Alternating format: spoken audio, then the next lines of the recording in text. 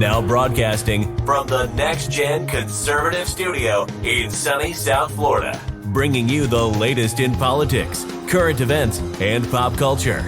This is the Whitfield Report with Sam Whitfield.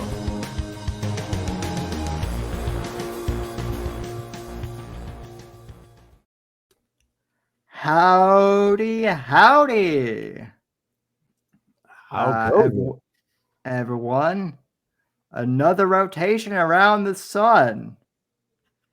That's right. Howdy, You're howdy. still here. You're alive. You made it. You won. Good job. We hey, how about that how about the Iowa caucus, huh? Yeah. Unlike us who made it, DeSantis's career didn't. Man, and I also learned that Nikki can't count either.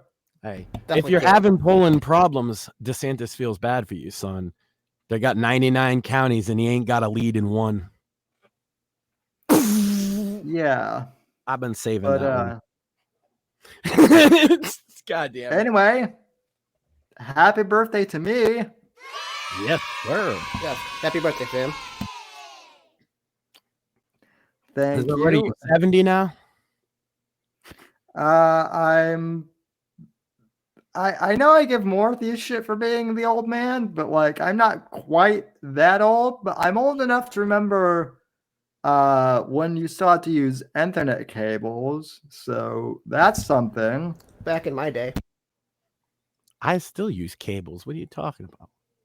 If you're a gamer, you're not using Wi-Fi. I mean, let's be real. That's true. Absolutely. My sisters who are significantly younger than I am, like they're actual children, that they called me right before the show, and to an 11 and 7-year-old, the fact that I'm 29, that makes me ancient. So yes.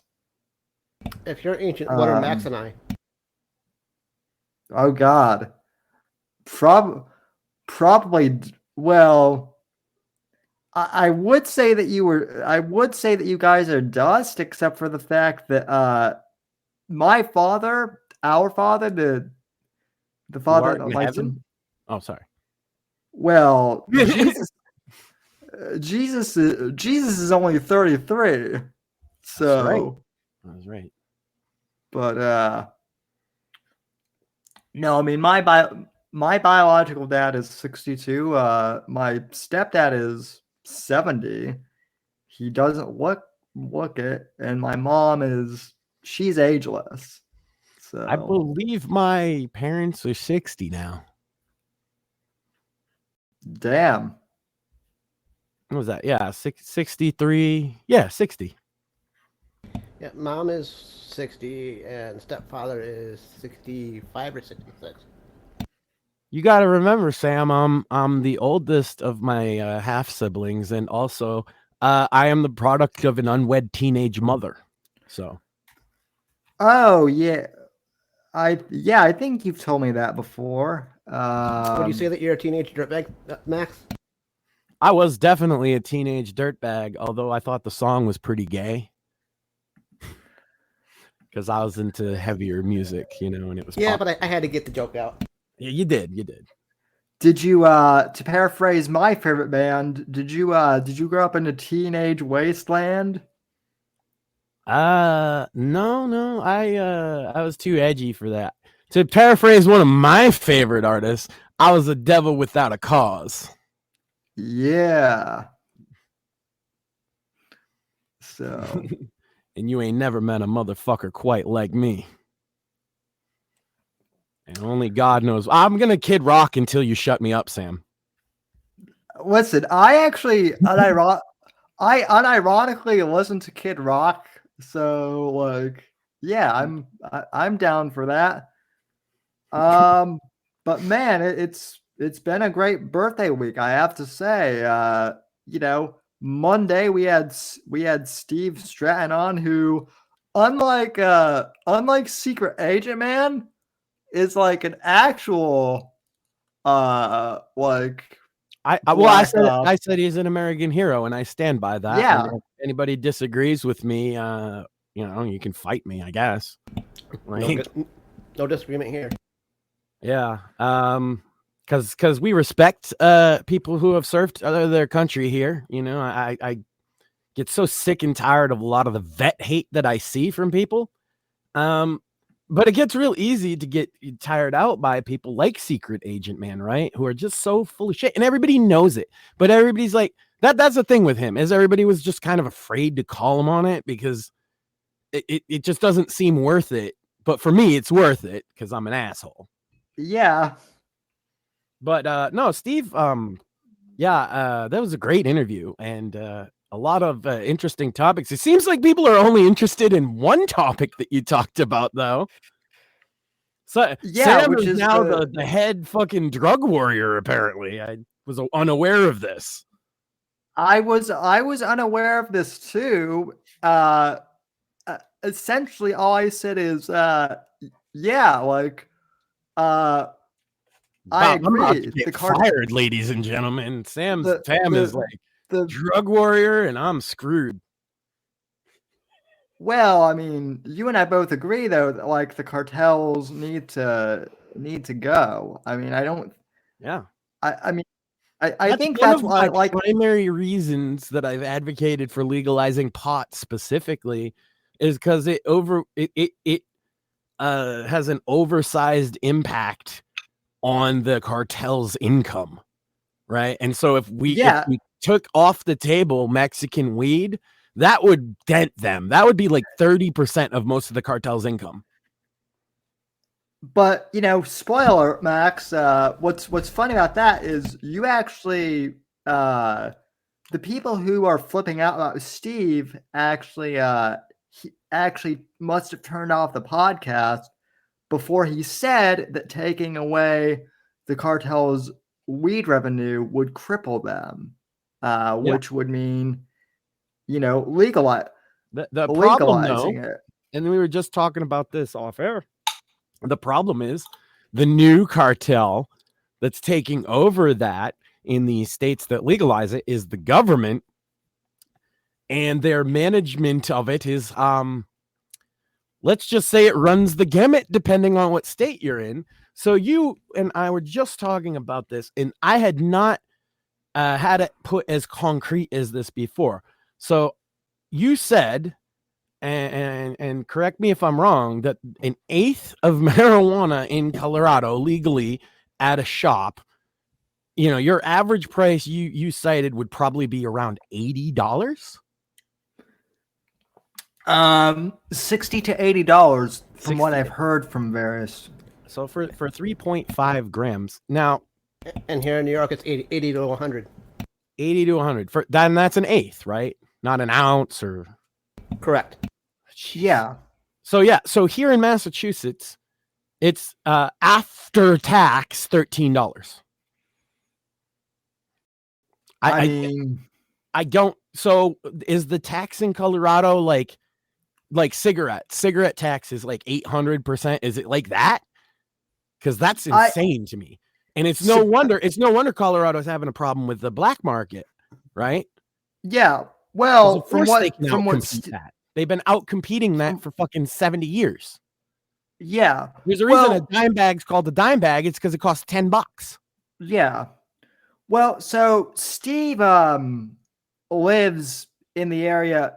He actually lives in the area where I grew up, around there. And what he was telling me was, and I knew this, but so when weed was first proposed in Colorado, the big thing is all the tax revenue would go towards education and fixing Denver public schools and of course then it just goes into the general fund of the state and they use it for whatever they want, right? Well, that's true here. Yeah, I mean, and a lot of it has gone right back into the weed industry too. Of course. Instead of, and Paulus, who I'm sorry folks, but he is not a moderate Dem. He is just like Gavin Newsom. And yeah, that's I mean, I haven't lived in Colorado for like a decade at this point, but like that's what my friends and family tell me is that he's pretty much like Gavin Newsom.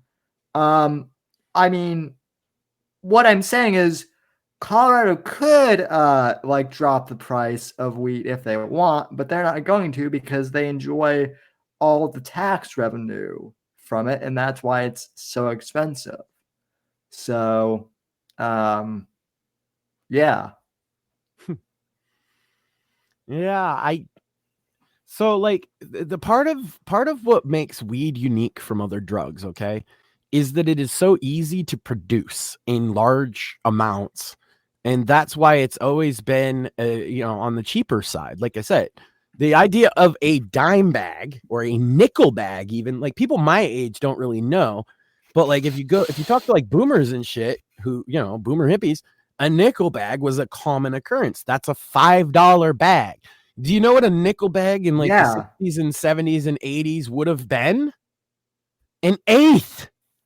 Like, and that's the black market. So if they can produce it for that, because they're not paying all these because the thing is the weed industries get subsidized by the state too. That's kind of what you're saying. It goes back in, and it just ends up being this clusterfuck. Over here, I mean, the tax on pot, I've mentioned this before for Massachusetts, is the same as the sales tax. So basically you pay sales tax twice, okay? And then the local jurisdiction can put a tax on it as well. So my city has like I think it's like a 3% tax that's through the city. So it's like 7% sales tax, 7% pot tax, 3% local pot tax. So in total, yeah, it's something like 17%, which I would consider very high. But the only way Colorado, if it really is $80 an eighth, then that means they're doing something like a fucking 800% tax, which is insane. Just like cigarettes, right? And the reason they tax cigarettes that highly is to try and socially engineer people to stop smoking.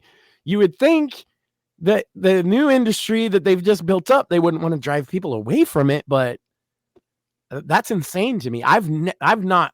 I knew it was more expensive than it is here, but good Lord. I cited $13. I will confess that is not the average price through the area. That's what my local shop charges. They have a sale every day, and each day it'll be a different kind of pot, and it's always an eighth for $13. And they even the fun thing about a lot of the pot places here is they price it so that after tax it comes out to an even amount. Right. So when I say $13, when I walk in there, I hand them exactly $13 and no change, and that's what it costs. Now, if I take that sale part out of it, if I go to any shop in my area or in this state, the average price for an eighth is going to be just around $20, which is that's on point to what the black market charges. Actually, in a lot of cases, that $13 is cheaper than what the black market can offer. And guess what? We don't have much of a black market anymore. Go figure. I'd be good with 20. Yeah, 20s. I mean, that's what you would expect, right? That means, I mean, so 80, between 60 and 80, average, we'll average it at 70 at 3.5 grams, which is what an eighth of an ounce is. It's $10 a gram, like, or no, it's $20 a gram. Basically, $20 a gram. Yeah, that's what I understand. That's cocaine prices. That's cocaine prices. That's not pot prices at all. It's no wonder that the black market, or technically it's a gray market, right? Because it's not illegal to possess, whatever you want to call it. The gray / black market in Colorado is crushing the legal shops. Here, it's the other way around. And like it's so much more expensive that way that you can't even get to the point where you're looking at the benefits. And one of the benefits I talk about here, I didn't used to buy weed for like 10 years. I never bought weed, right? Because I don't want to deal with criminals. Right. No, and that's the other thing is like Steve was not actually bashing like you know weed smokers like inadvertently. He was bashing the cartels and whatnot, and for a very good reason, because I mean his mother was killed by the cartels while on vacation. So I mean, and that's yeah. fucking horrible, right? Yeah, And that but the cartels are killing thousands of Americans every day just through fentanyl, right? This is Yeah. yeah, it is a problem. And when he said, he said that he would basically ramp up the drug war, he meant literal war on the cartels. That's what he said. I don't know. Maybe the listeners kind of got triggered. I don't know. I listened to it. And yeah, and granted, I mean, don't misunderstand. A lot of the listeners overall loved, a lot of the listeners did listen to the whole thing. Yeah, I'd only seen positive feedback. What you were Yeah. saying was new to me. That's why I wanted to kind of hash it out. And I said, No, I mean, right before we went on air, did I not just say, well, I'm probably going to surprise some people then because I'm going to defend him? Because he was right. Yeah, I mean, he was absolutely right. Yeah. He is right. I mean, that also just goes to show though that like, and we all do this to a certain extent, I guess, but people do like to cherry pick, and I guess in this case, the people who don't necessarily like this show or maybe don't like him for whatever reason chose to cherry pick this one thing.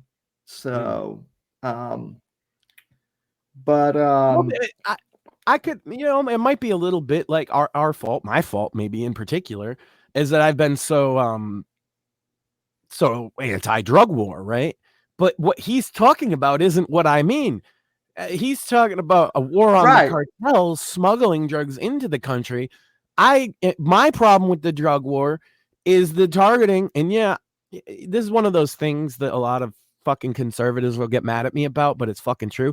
The targeting of black communities with fucking policing drugs specifically to target the black community. We can do better than that, okay? The reason that drugs are so rampant in these inner city black communities is because the government wants it that way, and that's fucked. The drug war should be at the border. Well, and what we're doing for the fucking addicts who are a fucking victim of this cartel drug war is offering, rehab and, I'm sorry, but putting them in jail for indefinite periods of time, all it has done is broken that community and the poor white community is right? Yeah. Now you have fathers in jail for what? For having a fucking joint on them? Now the child grows up without a dad? Fuck that shit. And I honestly I side very heavily with libertarians on this particular issue, obviously. No, yeah. And as do I. I want to point out, as you said, though, like our whole entire conversation that Steve and I had was related to pretty much the border and how we need to take the drug war to the border, which, by the way, who else has said that we need to take if you have a problem with that, you must have a problem with Donald Trump. Right? Yeah. Because not only is that something he said, he actually did it as president. He was actually going after them. He was having bank accounts closed and all kinds of things at the border. We do need to stop them from smuggling ungodly amounts of fentanyl in it. El Chapo, who Steve actually went after when he was in the Green Berets, El Chapo actually, I believe, put out a hit on Trump, right? In 2017 or what? He declared war, whatever you want to fucking call it. He said that they should kill Trump. Yeah. And that's because he was going after them, and they were really actually scared of it, because that's the federales in Mexico can't do much, but Trump was helping empower them. having our Yeah. DEA guys go down there and train them and shit. The problem too is half the federales are corrupt. They're on the cartel's payroll. Yeah. It's It's amazing. Probably more like all. Yeah, it's amazing how many people watched that show Narcos and took like the wrong thing away from that. So I've not seen that one, but that's me with everything, isn't it? I've not seen no, my well, answer to fucking everything. That show's pretty good, actually. it is, but like if you're one of these Zoomer types that is like, oh, oh fuck, what's the Colombian guys? I'm blanking. Damn it! I guess this is what happens when you get old, right? Horror. Oh, Pablo Escobar. The first All thing these that goes Zoomers with are your like, mind. Pablo. All these For it to go, he Zoomers would have had were to like, have it to begin with. Yeah, I mean, look, very like funny. the thing with the drug lords, right? You talk about like Pablo Escobar, you talk about Noriega, you talk about Chapo, right? These guys, these big cartel drug lords. It's easy to make them cool rock stars, right? Because the drug war is so awful that it seems like they might be the underdog, right? But the problem is they're making the drug war worse on both ends. You know, they don't care how many people end up OD'd and in prison because of the product they're importing. They know that there's a market for it. They know that it's worth way more than it should be. And by the way, the reason that drugs are expensive, you know, we're talking about the Colorado thing being expensive, but the reason that drugs are expensive is not anything to do with production. They're very cheap. Cocaine is really, really cheap to produce. Ungodly cheap. But the risk is what you're paying for. The risk of all the people along the chain, the risk of the guy that grew the coca leaf, the risk of the fucking guys that produced the cocaine through the fucking drug labs in the jungle. The risk, because if they get busted, even in Colombia, that shit ain't legal, they'll be fucked, right? Then they got to move it through at least 3 or 4 South American country borders where it is illegal. And yeah, they're maybe not the greatest borders in the world, but if they get caught, they're really, really, you think they'd be fucked here? Imagine getting fucked in a Mexican prison. You know what I'm saying? And so all that risk, that's what you're paying for. You're paying for all the risk of all the middlemen that got the fucking product from beginning to your consumption of it. And it's very, very expensive because yes, the risk they're putting on it is literally their life or the rest of their life in prison. That's why it's so expensive. And that's why the drug war is fucking bad. You know, it's taking a product that would otherwise probably not even have the same appeal. Like think about, because I use cocaine as an example for a reason. Think about the public perception in America of cocaine, not crack, cocaine. Rich people, party, rock star, Hollywood, business tycoon. Well, that's what it's related to, isn't it? Yeah. It's associated with affluence. Absolutely. Right? Well, it's a cheap plant that grows in the jungle and gets cut with fucking gasoline by, like, if you ever watch how the shit is made, you wouldn't think it's so fucking high class. It's right. It's not. Why it's expensive, which was what makes it associated with affluence, is that all these guys faced life in prison or whatever to fucking get it to the States. Yeah. And we could cut that fucking problem off at the fucking balls by not allowing people to smuggle it into the States and make a living off of it. Because I'm telling you right now, if we ended the drug war as such, they would die overnight. They'd die overnight. They couldn't afford it anymore. Because then suddenly it's just a cheap like they don't smuggle fucking tobacco. You know what I mean? Because it's cheap. It's not worth shit. No. There's no black market for tobacco. Not yet. They keep raising the taxes on tobacco products, and you might see it when we're almost to that point where cigarettes are like $25 a pack. You might see a black market eventually. But because it's so cheap and easy to produce, there's no fucking black market. Yeah. And there won't be a black market in pot if we legalize it in most states. At least not a black market. See, the thing is, I kind of ripped on the black market in Colorado, but here's the thing. I bet you almost all of it's being grown there. Yeah. Not smuggled in from Mexico. Probably. Because I'll tell you this. If you've ever smoked cheap Mexican brickweed, it ain't worth fucking $80 an eighth, I'll tell you that. That shit ain't worth $5 an eighth. That shit is fucking good. Dude, Mexican brickweed is like the bottom of the barrel. But they're making billions off of smuggling it in because we just have a law against it. It's fucking yeah. It seems like an easy fix. I mean, it gets tougher when you get to harder drugs, okay?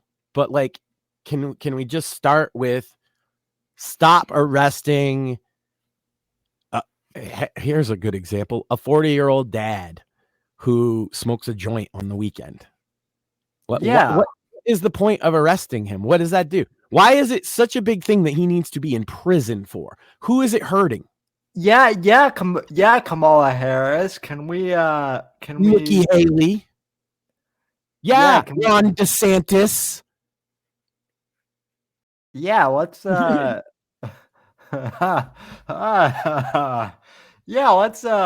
Fucker said all the names, damn it. Let's ask about that. So yeah. Why does a 40-year-old father who works really hard, has no criminal history, deserve to be in jail because he likes to smoke a joint on a Friday night? If you can't answer that question, then you need to realize to let at least that part of the drug war go. Right? Yeah. But I think the whole thing's a failure. I think it's been a waste of tax money, and it's like I said, it's ruined the communities it was supposed to protect. Yeah.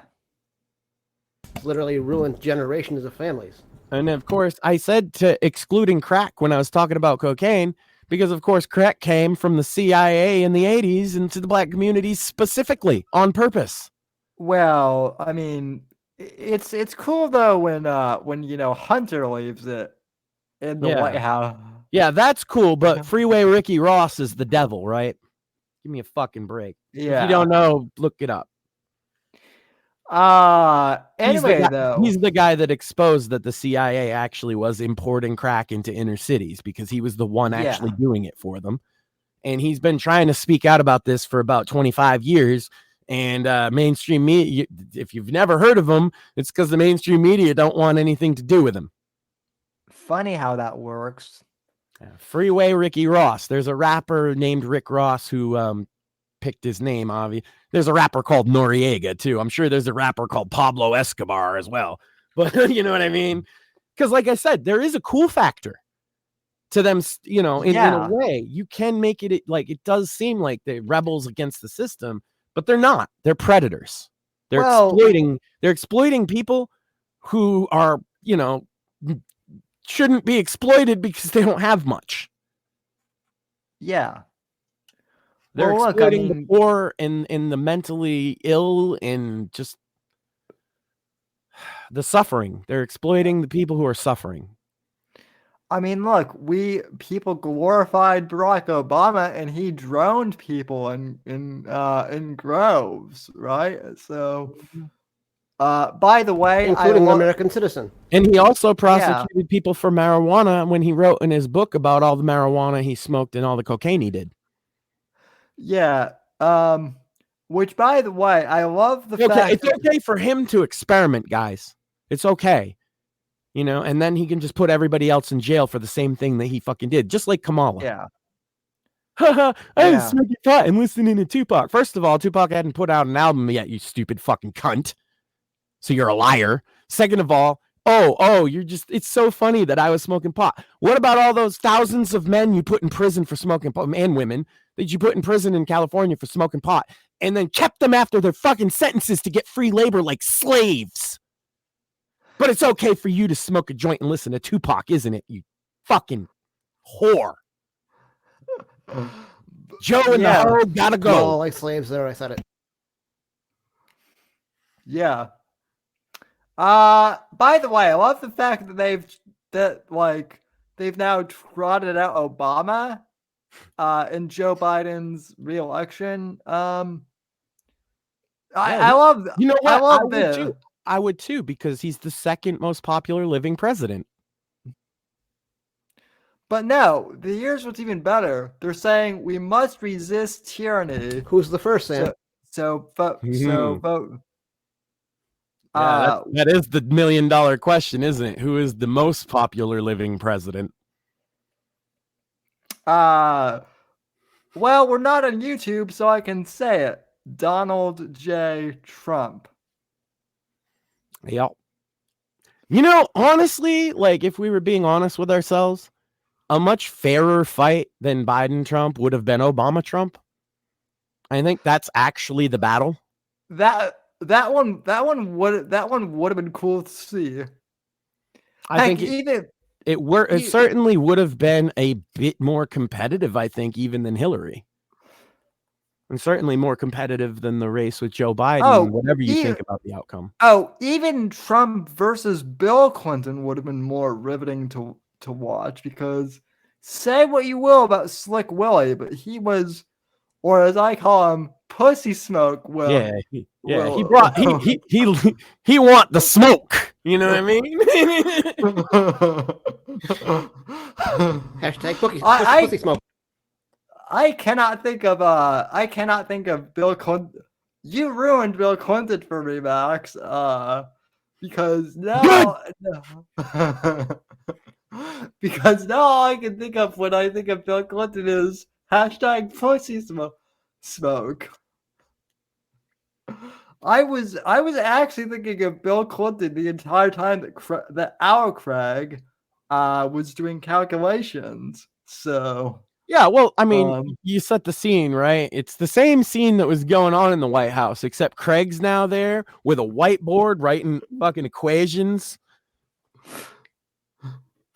Yeah. Big shout out to the fake Untitled podcast for like debating the math of it after he was on this show. That was great. Yeah. Awesome. I listen to those guys now too. Like their whole people ask me what my take on the whole Harvard thing was with the Harvard president, and I've told people like just go over to that fake Entitled podcast, because they summed up the Harvard thing better than either of us, better than any of us could. And I don't know about Mortheous, but I never went to any of the Ivy Leagues, and I despise the Ivy Leagues, honestly. Nope, I went to state colleges. There you go. It seems that these days it fucking weirds people out to know that I have no higher education whatsoever. It doesn't weird me out, but I mean, oh no, it not weird people out, but people don't expect me to actually say that because I'm well spoken and well read. Yeah, and it's like, well, I'm self-taught though. Yeah, you know how to think, as opposed to a lot of these college educated people who they have gender studies degrees, but they can't the string degree a sentence I have, together. I got it my second go around. Yeah. Yeah, I think I've always kind of despised academia even as a kid. Like, honestly, I say what I said then today. Fuck school. I'm a dad now. And I shouldn't have this opinion, but I do. Fuck school. Fuck school. School isn't for everybody. You know, and I understand everybody's got to go through it to some degree, but like I was like to sit down and have a teacher order me to do all the same things as 29 other people. Like inevitably somebody like me is not going to feel comfortable with that. I don't take orders very well. I am a naturally rebellious person, and that caused me nothing but problems in school. And everybody I know who is like that. Look, some people are just naturally like, no, fuck you, and don't take orders well. And if you listen to the pro school people, they'll be like, oh, well, that just means that, you're not going to fit in society, and you're never going to get a job, and you're never going to do this, and you're never going to do that. And it's like, no, I know, like, what do you use from 6th grade? The fact that I like nothing other than the fact that that's like, I was going to make a joke, but my answer was going to be, the thing I learned in 6th grade that I still use today is the rules of Dungeons and Dragons. Yeah. And I learned that by sitting in the back of the class. Okay, we had a teacher, you get the teachers, the male teacher specifically, an older guy who will just go off on a tangent if you get him started on a topic. Our guy, the topic was either the Titanic or World War II. So we would always look up and go out of our way, go into encyclopedias or whatever. And the three of us that did this would always find a question to ask the teacher during first period so that we could sit in the back of the class playing Dungeons and Dragons, and he would be off on his rant and not even notice.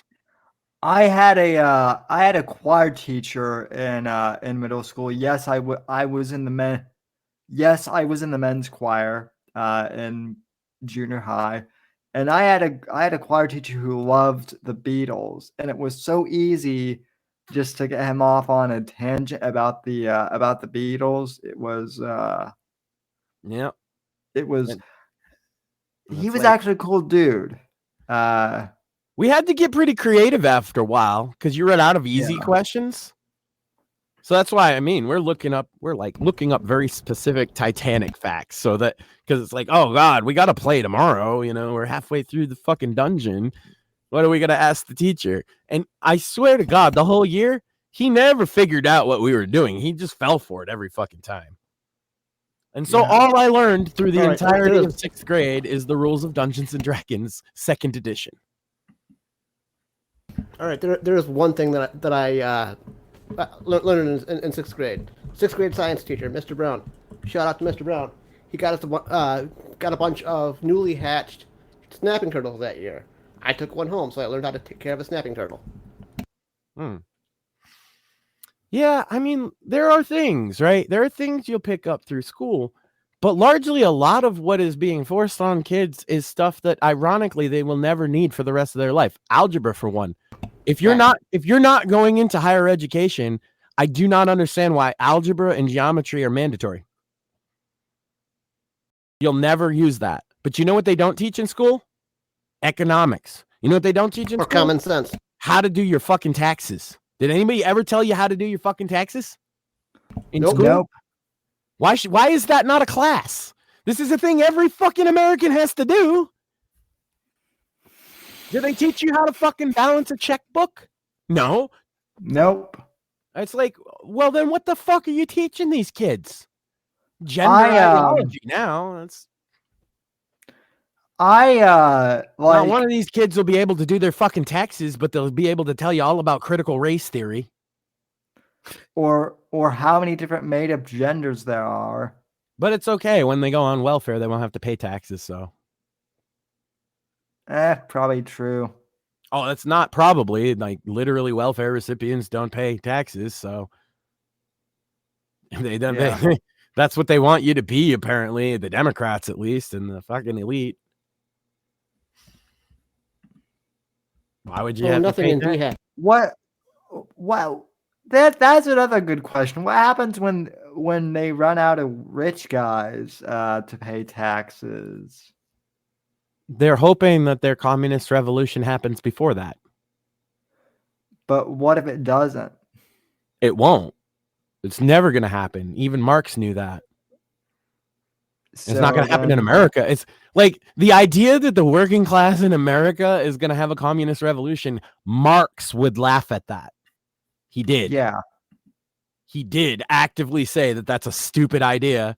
And that's why they came around with the Frankfurt School and like cultural Marxists, and that's where you get victim culture from, and aggrieved minority groups. If you really look into it, maybe I'm getting a little too deep off in the weeds, but they needed, look, the white working class of America was never going to rise up because they were pretty well happy.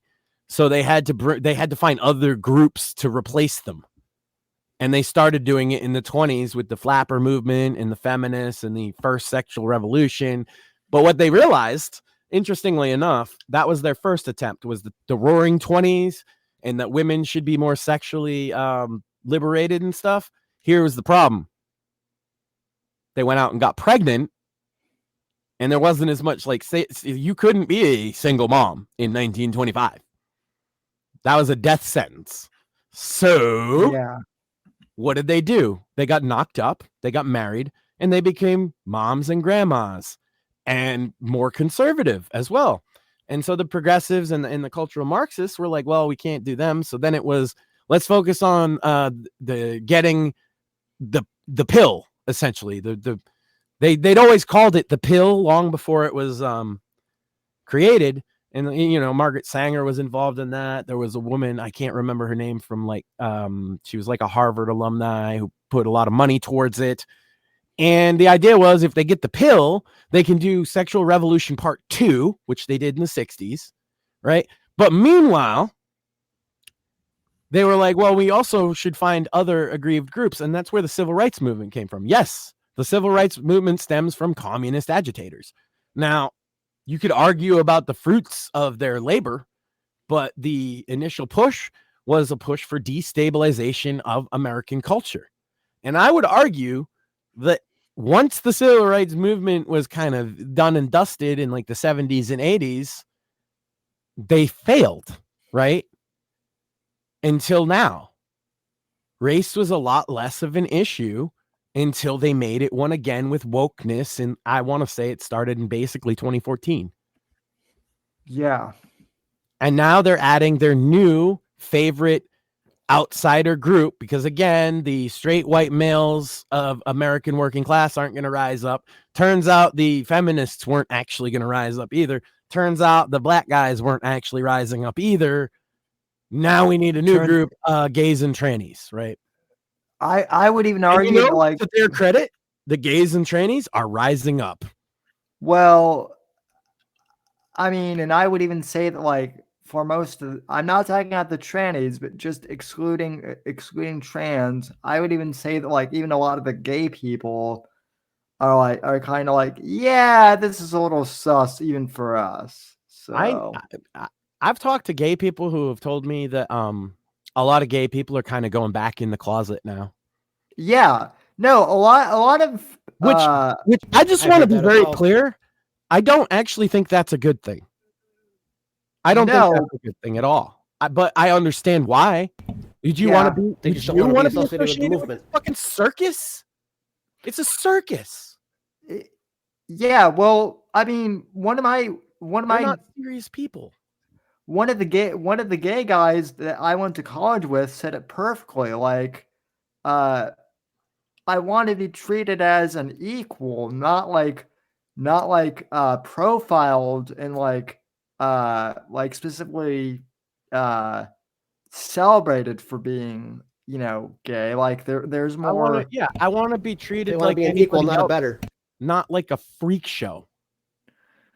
Well, I mean, like, yeah. So this guy and I, we were part of like a gaming group of alumni that we went to college with, and he was pissed off when over the summer Call of Duty decided to like dive headfirst into gay pride and like do rainbow, colored machine guns and rainbow colored skin packs and It's interesting that they have pushed the LGBT movement to be very pro-war. Is that? I mean, that's really weird to me. But they're very pro-war now. like I know I give Charlie Cook a hard time at times, but he actually pointed that out the other day on his show, and yeah, it is weird. I don't necessarily believe that. There's a weird conspiracy I've heard out there that like the whole reason why the left is pushing the Russian narrative is because Putin hates gay people. I've heard that theory, but I don't think it holds up. So, well, he's the reason for that theory, though. Putin has nobody to blame but himself because that's what he said in his speech. Yeah, I mean, no, and I get that. The but initial like, invasion speech, he cited that, and he cited Nazis in Ukraine.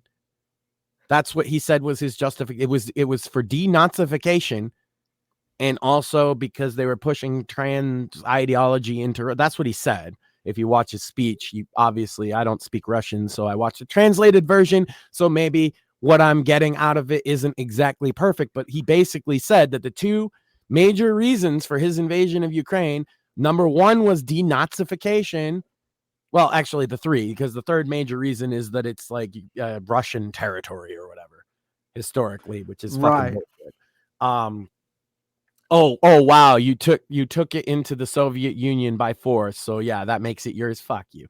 But regardless, that's the justification. And that is why a lot of like edgy conservatives are pro Putin, is because they think he's this big anti-gay guy. But I got a newsflash for you. It's not the case. No, I mean, listen, the guy Wait, like, I can't get sued for this now. Hold on. Yeah, no, the reason it's not the case is that Putin is a flaming homosexual, guys. Did you know this? Have you heard about this? Listen, Wouldn't doubt it. Listen, Melanie Max says the slur, so if she says it, well, She didn't. She said it wrong, and I called her on it. You saw it. I called her out. I was like, you said fatty, and she's like, no, I didn't. I was like, you didn't enunciate it well. You know why she didn't? And I'm not trying to I don't have a problem with Melanie. I know a lot of people don't like her. I don't have a problem with Melanie Mac. I think sometimes she's funny. Listen, the reason I point that out is because that word is not natural coming out of her mouth like it is for me. Well, listen. She had to force herself to say that, and you can tell. Listen, I appreciate her making a statement by saying it. I do. Because I think we do need to push back on that. I don't think words should be fucking universally banned. And yes, that includes the N-word. And I'm sorry, not sorry. I think that if we just we take the power away from those words, whatever. No, I like saying it. Okay. I call each other cripple. Well, Mortheous, since we're here, I mean, you were here when Max was giving me, deservedly so, crap about my simping for Sky Blue. But I have to ask you, Mortheous, what is your opinion on Miss Melanie Mac? Oh no, here we go. I'd sim for her. What? I'm sorry? I am a Melanie Mac simp. Yes, you are. Yeah, but see, the difference between that and you and Sky Blue is he immediately admitted to it. And you were like, no, it's not like it's like that though. No, yeah, listen, but y'all have already abandoned that Blue Sky chick, huh? It's all about that Mariah May now, ain't it? You fucking horn. Sam loves him some Sky Blue still.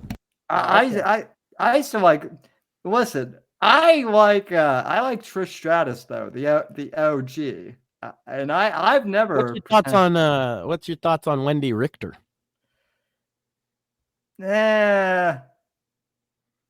Isn't she too kooky for me? Isn't she the one who went to jail recently? I don't know if she did. What would that have to do with the price of tea in China, though? No, that would be Sunny. Yeah, that was Sunny. Oh, okay. No, Wendy Richter was from the Hulk Hogan era. She was the one. Oh, yeah. She was the one that was working with what's her face, the singer there. Girls Just Want to Have Fun. Oh, Cyndi Lauper. Yeah, Cindy. Listen, I proudly got banned from Discord because I said that Jenny McCarthy had a right to say what she says about vaccines. All right. How about this? I'll give you guys a chance to redeem yourself. Top 5 women wrestlers, and then compare to mine. All time. Number 1, Mrs. Elizabeth. She was she was never a wrestler. I know, but manager. As far as I'm concerned, I said wrestler. They're in the same category for me. Right. Well, we could talk about valets later, but I'm talking about wrestlers. Sunny doesn't count either. Who doesn't count? Sunny, because she was a manager. Okay. China. Alexa Bliss. At number 2? Really? Okay, go ahead.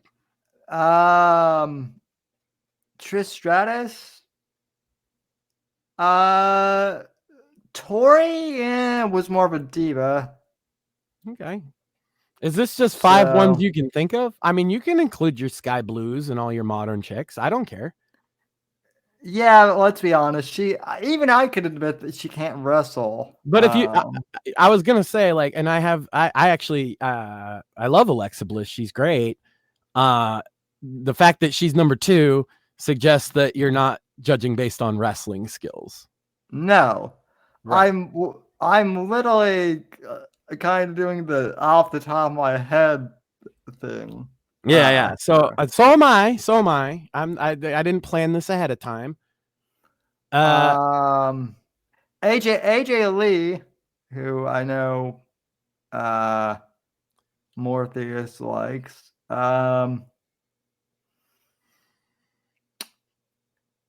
That's 5.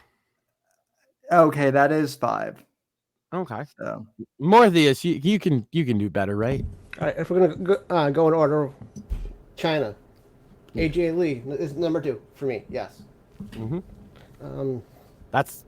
You got a better start. That's for sure. I'm gonna go with Lita for number 3. Okay. I just like her style over Trish. Both are great, but personally, I'm a Lita guy. A lot of guys were. Yep.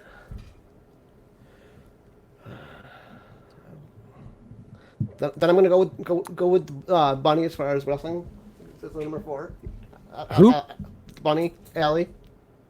Okay, I don't know who that is. Oh, She's a newer chick. Okay. Talk to Jimmy. AW. Gotcha. All right. So And number 5. I'd probably give Trish number 5. Okay. I mean, that's a Okay. solid one. Okay. Fabulous Moolah. That's not even a contest. She was women's champion for 30 years. She trained almost every women's wrestler up until the fucking late 90s, early 2000s. You can say what you want about her. WWE can bury her. The woke people can cancel her. Fabulous Moolah was the toughest woman on the planet for about 30 years. Oh yeah, I have no issue with Moolah number 1. Moolah number 1. Number 2, Wendy Richter. Number 3 would be Medusa. Number 4. yeah. Number 4, Bull Nakano, and number 5, Luna Vachon. And you'll notice I didn't pick a single one based on their looks. Yeah, I can also tell you that, like, at least everyone on my list, I just want to be real clear, everyone on my list would wrestle circles around everyone on both of y'all's lists. I can also probably tell you that, like, you and Mortheous, you guys like modern wrestling. You don't like wrestling. You like what they call wrestling. Yeah. It's because what you grew up on. I get it. Well, I like a little bit of both, but I do like modern more. Yes. Yeah. And actually, no, I'm going to kick Trish off and go with Asuka. Really, Asuka over Trish? Yes. Okay. I wouldn't pick a Joshi at all, but Specifically because of her work in Japan. That's exactly why I wouldn't put her on the list. But yeah, I got you. You like that style. That's why you guys watch AEW. You like Well, now it goes a little further. It goes a little further than that. But I played the fifth. You like, yeah. I mean, you guys love the TNA that they show. That's true too. Especially, it's why y'all watch their B shows. Y'all don't watch their B shows because you love AEW, because you know you're gonna get like creep shots from the cameraman. I'm not stupid. For me, it's not even about that. Mm-hmm. What? No, it's totally the wrestling. It's so good. I will give you my reason off air. Fair enough. Okay. No, if we really need to, if anyone needs the Jesus is watching you speech, it's our Craig, not Craig the engineer or Craig Blissfit. But you know what? Like, he's unapologetic about it, and I respect it more than y'all trying to play both sides. I've given passes to basically everybody from your little group except for you two. You two are the only ones because you try and play the other side like I'm not the horny poster. Everybody else gets a pass for that reason. I am the horny police captain, goddammit. I ironically do it though. Yeah, that's what it is. No, it's cool. That's cool. I just find it fun. It's like because I mean, I'm willing to bet if we did a list of like top 5 like wrestlers, like men, you know, because like I've mentioned before on the show that I actually would prefer women didn't wrestle at all. I'm okay with women. No, I'm okay with women walking around the ring, okay, looking good. They just shouldn't be in the ring. You know why? Because it undermines wrestling. Because everybody's looking at 220-pound girls pretending to hurt each other and saying, that shit's fake. Yeah. No, fair enough. At least Moolah made it look like a shoot fight. No, I'm gonna get a lot of shit from a lot of us, a lot of our guys on Twitter, but I really don't like intergender. Yeah, well, intergender is even stupider, but I think like women's wrestling itself is a blight on the industry. And it is why the industry will never be as successful as it was in the 90s or 80s. Never. It's never going to happen. They pulled the curtain too far back. Yeah. Yeah, you blew up kayfabe and now everything looks fake. You can't watch wrestling without saying something in a match that looks fake as fuck. And I'm telling you, that's not the case in like 1986 in the territory. I kind of have to ask this though, and I'm like, so I'm a big fan of like 80s B movies that are like over the top fake, because there's a certain charm to like watching Kurt Russell. Right. You like parodies, and so you like parody wrestling. Yes, I understand that. That's what I've been saying. Yeah, and so you don't like wrestling, you like parody of. This is AEW fans. This is why wrestling fans hate AEW fans. Because like that's not wrestling, that's making fun of wrestling. Listen, a lot of AEW fans, I will say this, a lot of AEW fans give me crap because I like UFC actually. From what I've been able to see. Real. Yeah.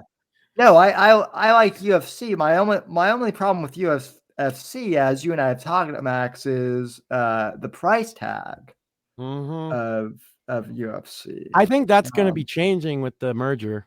I think that they've seen the value in the network model, but that's besides the point. I did have a wrestling related story. Somebody in modern wrestling, a new guy, has impressed me to a large degree today.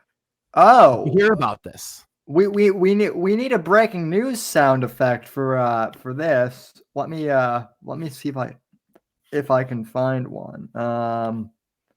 I'm gonna in the internal chat here. I'm gonna drop you a link in the private chat, and you're gonna want to bring that video up so that we can watch it. so that I can Oh. point out why this guy has extremely impressed me. And I'm reminded of a young Dr. Dave Schultz. I'm reminded of a Vader in Kuwait by this Grayson Waller guy, and he has won me over. What he does from here is anybody's guess. Obviously, he's a heel, but I don't fucking care about that. All right, let me pull that up. I'm sorry that it's from Reddit, but that's the only copy of the video that I could find. No, I get it. I just have to I just have to do a few things. Yeah, I wish I had it on Twitter, but I couldn't find it there. No, it's fine. And I just want you to watch and react to what you see and maybe figure out why I think that this was great. Because the setup for this, by the way, ladies and gentlemen, so while Sam brings it up, is WWE is doing a big event in Australia. This guy, Grayson Waller, is from Australia. And so he went on Good Morning Australia, their version of Good Morning America. I think it's called Sunrise or something. And yeah. So him and I believe LA Knight are on this show. And that's all the setup for the clip that I'm going to give. Okay. Let's see what this is. Let me see if I okay, can you guys see this any better? Yeah, it's mostly full screen, so it should be fine. Yep, it's full screen for me. Okay, just wanted to make sure if it'll okay. Good old Reddit being garbage. Yeah, tell me about it. Come on.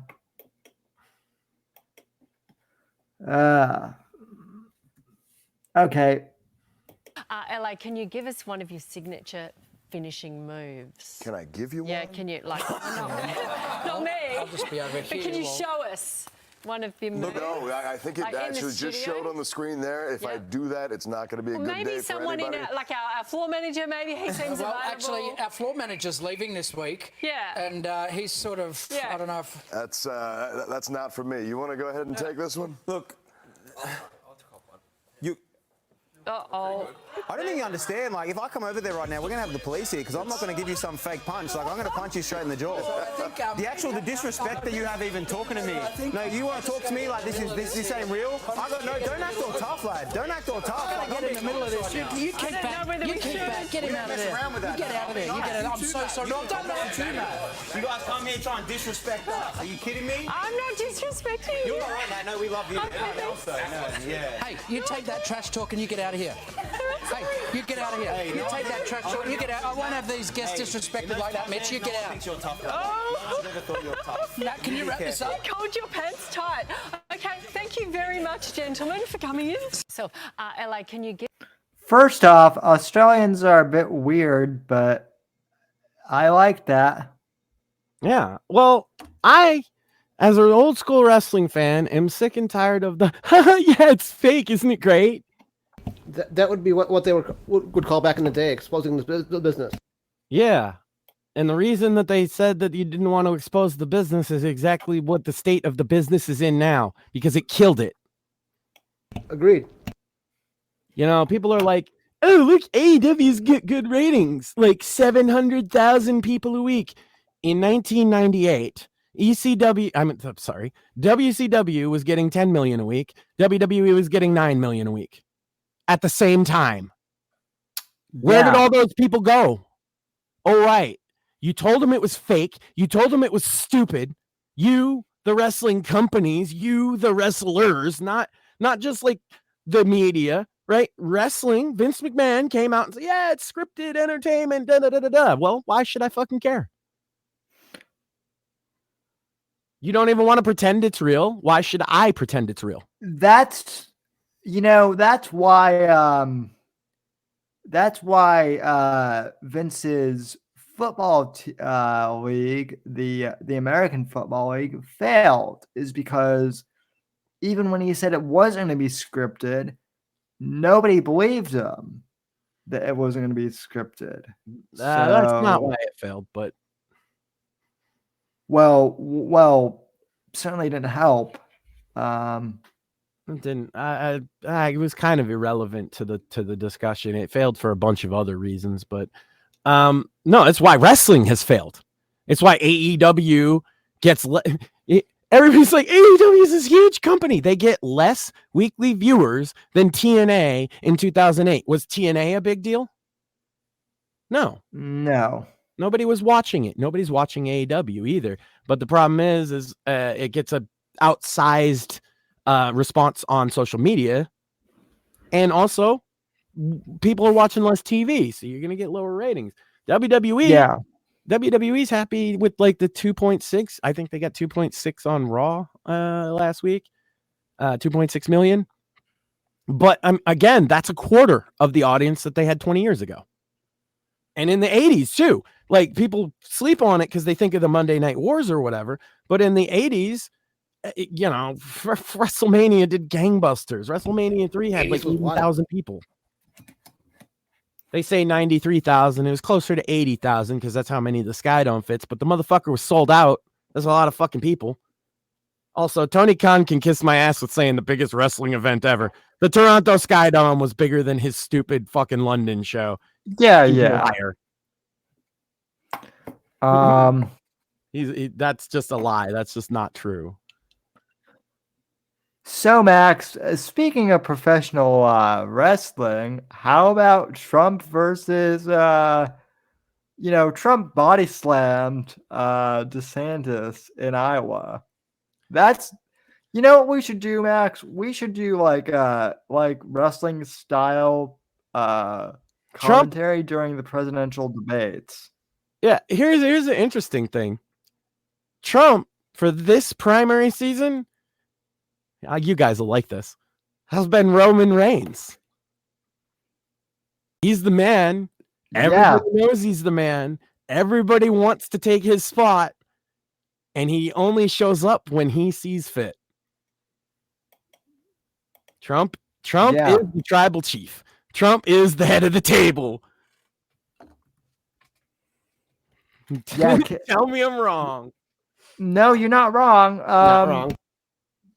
What? So you and I were you know what that makes DeSantis? The Miz. Yeah, DeSantis is the Miz. DeSantis is the Miz. Nikki Haley, Vicky Guerrero. I love it. Yeah. Yeah. I was gonna say that DeSantis.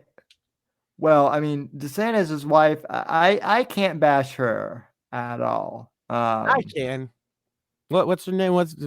I don't know much about her, but I'll bash her. Well, I was gonna make a joke that she's not even she's not even attractive as Marie's or whatever her name is. So I suppose that's fair, though. Yeah, we expected the Iowa outcome, right? Like, I'm surprised by is like Bill Mitchell actually literally. I thought he was just playing a bit, but it seems like he actually thought Trump wouldn't win Iowa, which makes him really, really dumb, and you should never listen to anything he says again. Bill Mitchell was like picking fights with people back in 2016 to be like the top man. Like, he went after Wayne Dupree and other people who were like day one Trump guys just so he could be like the top. I'm not saying he was Trump great grifter. before this. I'm just saying that his predictive power has been proven to be completely retarded. No, and I'm just saying I'm not surprised by that at all because he's always been that way as long as I've been aware of him. Yeah, in fact, you know what he's like? He's like Jim Cramer, Mad Money. Oh yeah, of course. Yep. He's exactly like that, because whatever Bill Mitchell says, you can bank the opposite being true. Same with Jim Cramer. If Jim Cramer says buy Apple stock and you have Apple stock, you bet sell that bitch. Yeah. You know, if Jim Cramer says the sky is blue, you better double check that motherfucker, because it's probably not. That's Bill Mitchell. Well, depending on where you are in certain parts of New York, it was brown this summer from all those fires. So, yeah. Thankfully, not here. We've predicted this since the beginning, right? Trump's gonna fucking win this in a landslide. And I'll say this: Trump made some comments about Vivek this week, and I don't disagree. Now it's moot point now that Vivek has dropped out. But he was like, what Trump accused him of doing, he was doing. He was saying, don't vote for Trump because they're going to screw him over. Vote for me instead. Yeah. And Trump called him on that. Yeah. That's kind of a shady tactic. Yeah. You know what's interesting though? He said a vote for Trump is a vote for Nikki Haley, which I find to be very fucking stupid. Yeah.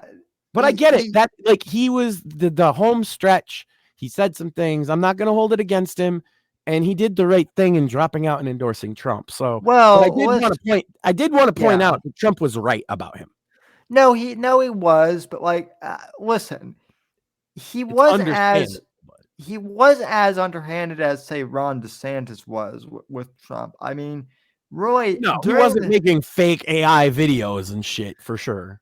Well, I mean, heck, during up until this point, it didn't really seem like Vivek had anything bad to say about Trump at all. In fact, like my friend Luke to be fair, what he was saying wasn't really bad about Trump. Right. But when Trump said it's a sly campaign tactic, it is. A vote for Trump is a vote for Nikki Haley because they're gonna screw him anyway. And I'm gonna be honest, Vivek, you know, again, I've met the guy personally. He's a really nice guy. That's more reason for me to vote for Trump. Don't you understand?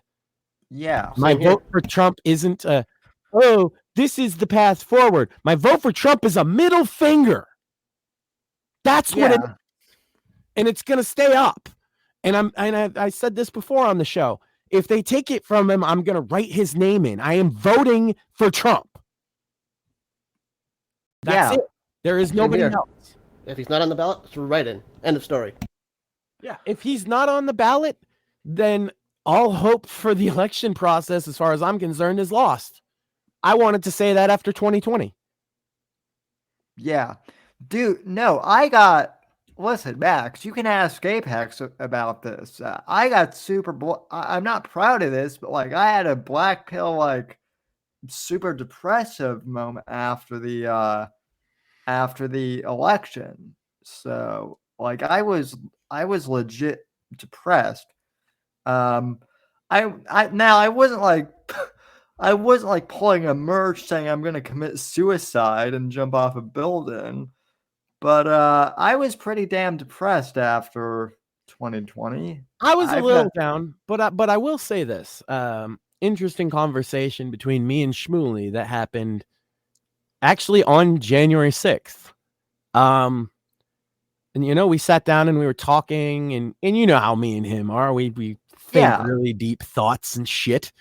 And the conclusion that we came to was that Joe Biden getting in this way was the best thing that could happen for us, like for our message. Yeah. And that has proven to be more true than I ever thought it would. And so that is what got me and Shmuley out of the funk of all that bullshit, was like, okay, they're going to bring this fucking guy in and people are going to see what they fucking voted for. And wouldn't you know, it seems to be, I mean, you got Michael Rappaport out there saying he's going to vote for fucking Trump. I know that's wild. That was fucking amazing. What else you got? You got fucking people protesting outside his show just because he's fucking Jewish.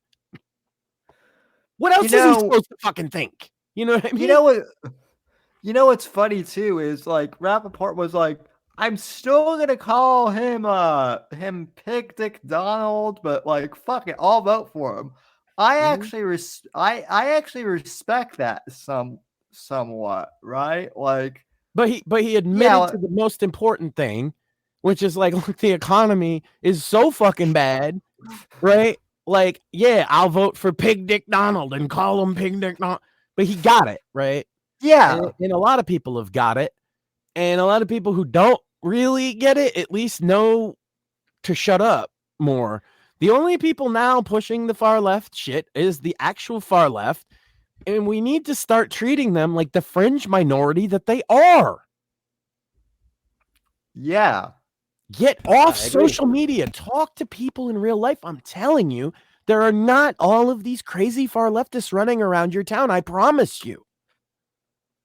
And if they are, it's because you live in an area like that. But if you get outside of that fucking bubble, I promise you, people are not like that all over this country.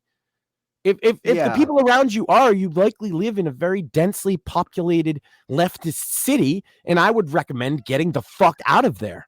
Yeah, actually, and thank you for saying that, because like I've been talking to a lot of Republican friends who are very black-pilled about like Colorado, but a lot of them live in Denver, and again, like I hate to say this, but Denver has turned into a little mini Los Angeles, and not in a good way. So has Boulder, as I understand it. Yeah, like what? Listen, if you're I'm speaking to my Colorado and audience Aspen's now. always been for the liberal elites. So yeah, you got a couple of big liberal cities there. Yeah, there's a lot of mountains too, though, guys. Yeah. Listen, if you're a conservative living in Colorado and you feel super black-pilled, chances are you're living in Denver or Boulder or like Vail, a lot of the woke areas. But go up to Telluride, where my uncle was fire, commission chief there for several years. Still pretty conservative. Just go to the suburbs, anywhere in the suburbs. You're not going to see this woke shit. Normal people aren't into it. They might talk like they are, but it's not. I'm telling you, man, talk to people. I've been talking to people. Yeah. As much as I hate the fucking snow up here in upstate New York, the fucking hills and mountains are fucking great. Yeah. And hey, upstate New York, I bet you there's not as much wokeness as New York City. What a fucking shock. Nope, you literally only see it in the major fucking cities, fucking Buffalo, Albany, Syracuse. Yeah, and that's like you might have fucking Trump country. You might have like one like town tranny, right? But like you really like that's it, right? You might have one that everybody knows. I'm actually friends with the town tranny, and he's red. Yeah, that's fair. But you're just not gonna see this in the real world. Like people aren't into that shit. People hate. I'll tell you, the average person I talk to here, they fucking hate the racist shit from both sides. And I'm not talking white people. Okay, I live in an area that's pretty well mixed, and I'm telling you, nobody likes that racist shit here. Nobody, like, the black people here aren't like, ooh, fuck whitey. They're like, that's my neighbor. We have the same culture. We grew up next to each other. We're from the same socioeconomic bracket. We shared the same memes. We shared the same culture. How, and nobody likes it. We go to the same concerts. Go to the same concerts, exactly. Listen to the same music. Watch the same sports teams, right? What's interesting is when I was going to college, I went to college with a lot of Hispanics, not just Cubans, but like a lot of actual like other Hispanic groups that are like from South America. And surprisingly, a lot of them who were 20-somethings even then, a lot of them were very apolitical, but like during the 2016 election, I asked them out of curiosity who they liked, and they all said Donald Trump. And I asked them why, and they said A, because he's a businessman, and B, because he's right about illegal immigrants. And yeah, the illegals that come in, they give us hardworking Hispanic immigrants who came here illegally a bad name. And so we don't really want the illegal, cartel members and drug dealers here. So that's, but the media is never going to talk about that. No. So. And that's the thing, is like the average black person here, if you sit there and say, yeah, white people are holding you down, they're just going to be like, what's wrong with you, racist? Yeah. And that's not to say there's no racism too. This is another thing that I get on the right for. Yes, there are racist police. Yes, they abuse black people. I'm sorry, not sorry, but it's true. Yeah. And you to say anything else, you're never going to win those black voters, or young black men aren't as stupid as you fucking think. They know. They've been the target of it, or somebody they know has. Now, I don't think it's as widespread, particularly the racist aspect of it, but what I do think is widespread is that cops, by and large, have a disdain for the people they're policing. Yeah, and that includes black police officers, as Yes, Apex. Absolutely. As Apex and I pointed out last year.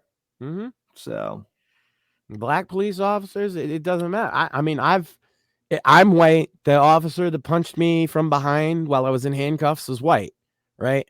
What was the reasoning for it? Because I pissed him off, because he's a petty little shit, a petty little tyrant that thinks if anything goes wrong or it doesn't turn out the way he wants, he's allowed to abuse you. And he's one of many cops that think that way. And but there are some cops that they have racist views, and then they abuse black people. That happens, and it shouldn't. It should never happen. And if you don't understand why that's why so many people, black people, were out for Black Lives Matter, that's what they were talking about. They didn't care about the communist shit. They didn't care about the woke shit. They were there because I don't want the police to continue to beat my ass for the fact that I'm black. And I don't know if this is necessarily true, but like this is just from what I've heard.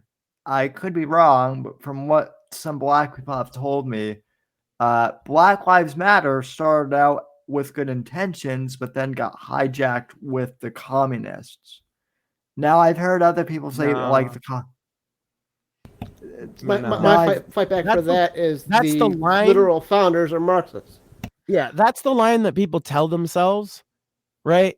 To kind of say, oh, well, I didn't get fooled, right? I didn't get fooled. They changed. No, you got fooled, because from the get-go, it was a Marxist organization and a scam, both of those things. No, I get that. I'm just telling you what other people were telling me. So, but that part's irrelevant to what I'm talking about, honestly. Not to dismiss what you're saying, but like what you need to understand on the right, if you want to be empathetic to people, like if you want to win over fucking black votes, you need to understand the motivation for, I'm going to just throw out a number that's completely out of my ass. 90% of the people that were out there, they weren't pro-Biden. They weren't fucking leftists. They were, most of them were not really political, but they are sick and tired of cops beating on black people. And I would just say that it should be beyond that. It should be, I'm sick and tired of cops beating on everybody. But I completely understand why they feel the way they do. And if you don't understand why most of those people were out there, they weren't out there to loot. They weren't out there to riot. They weren't out there to burn things. Obviously, there's bad fucking actors in everything. But if you talk to some average black dude who was never political before that, never politically active, probably doesn't even fucking vote, why he was out there, he'll tell you, hey, in fucking 2009, they beat my brother to death. I've heard so many of those horror stories. As a police accountability activist for the last fucking 25 years, if you had any idea how many horrible fucking stories I've heard, gut-wrenching, talked to people, looked in parents' eyes as they told me about the time the police murdered their child. Their child might have been 25 years old. It's still their fucking child. Yeah. No, I hear you. I am That's curious. why those people were out in the fucking streets. And if you I think get that they were part of some fucking movement to overthrow the country or put in communism, yes, some of them were. But the vast majority of them were just like the police beating our ass. Enough is enough. And we've finally seen enough. Now, was George Floyd the martyr that they needed? Not really. Obviously, No. we all know that now.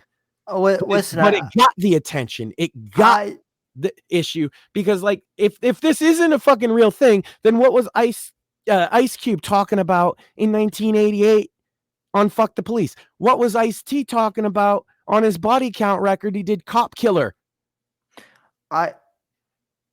No, I do have a question though, which is like, do any cops in the police department this is gonna kind of sound loaded, but do any cops that you know of like agree with you? Yes. That like, yeah, there needs to be because like Lots of I've been cops. I've been trying to look for cops to talk about like police reform that want to come on that could come on the show, and so far I haven't found any that would be willing to come on. I think I have somebody specifically in mind. I'll try to reach out.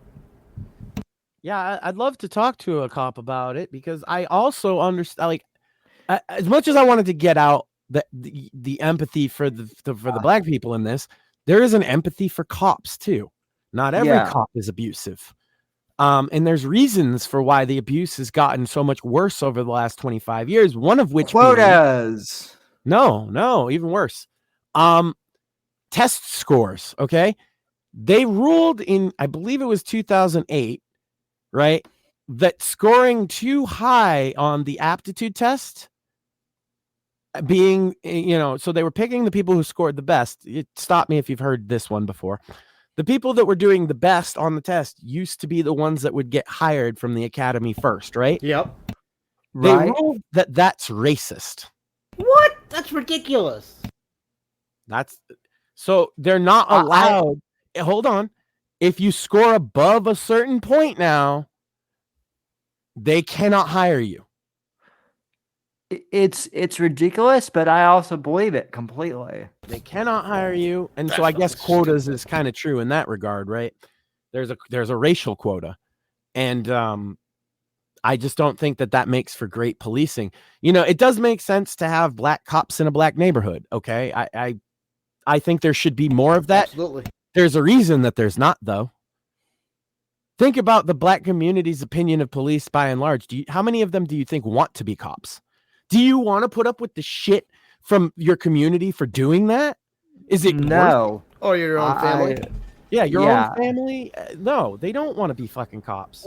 Listen, even here in Florida, I have a black friend who wants to be a cop, but he's afraid to tell his parents because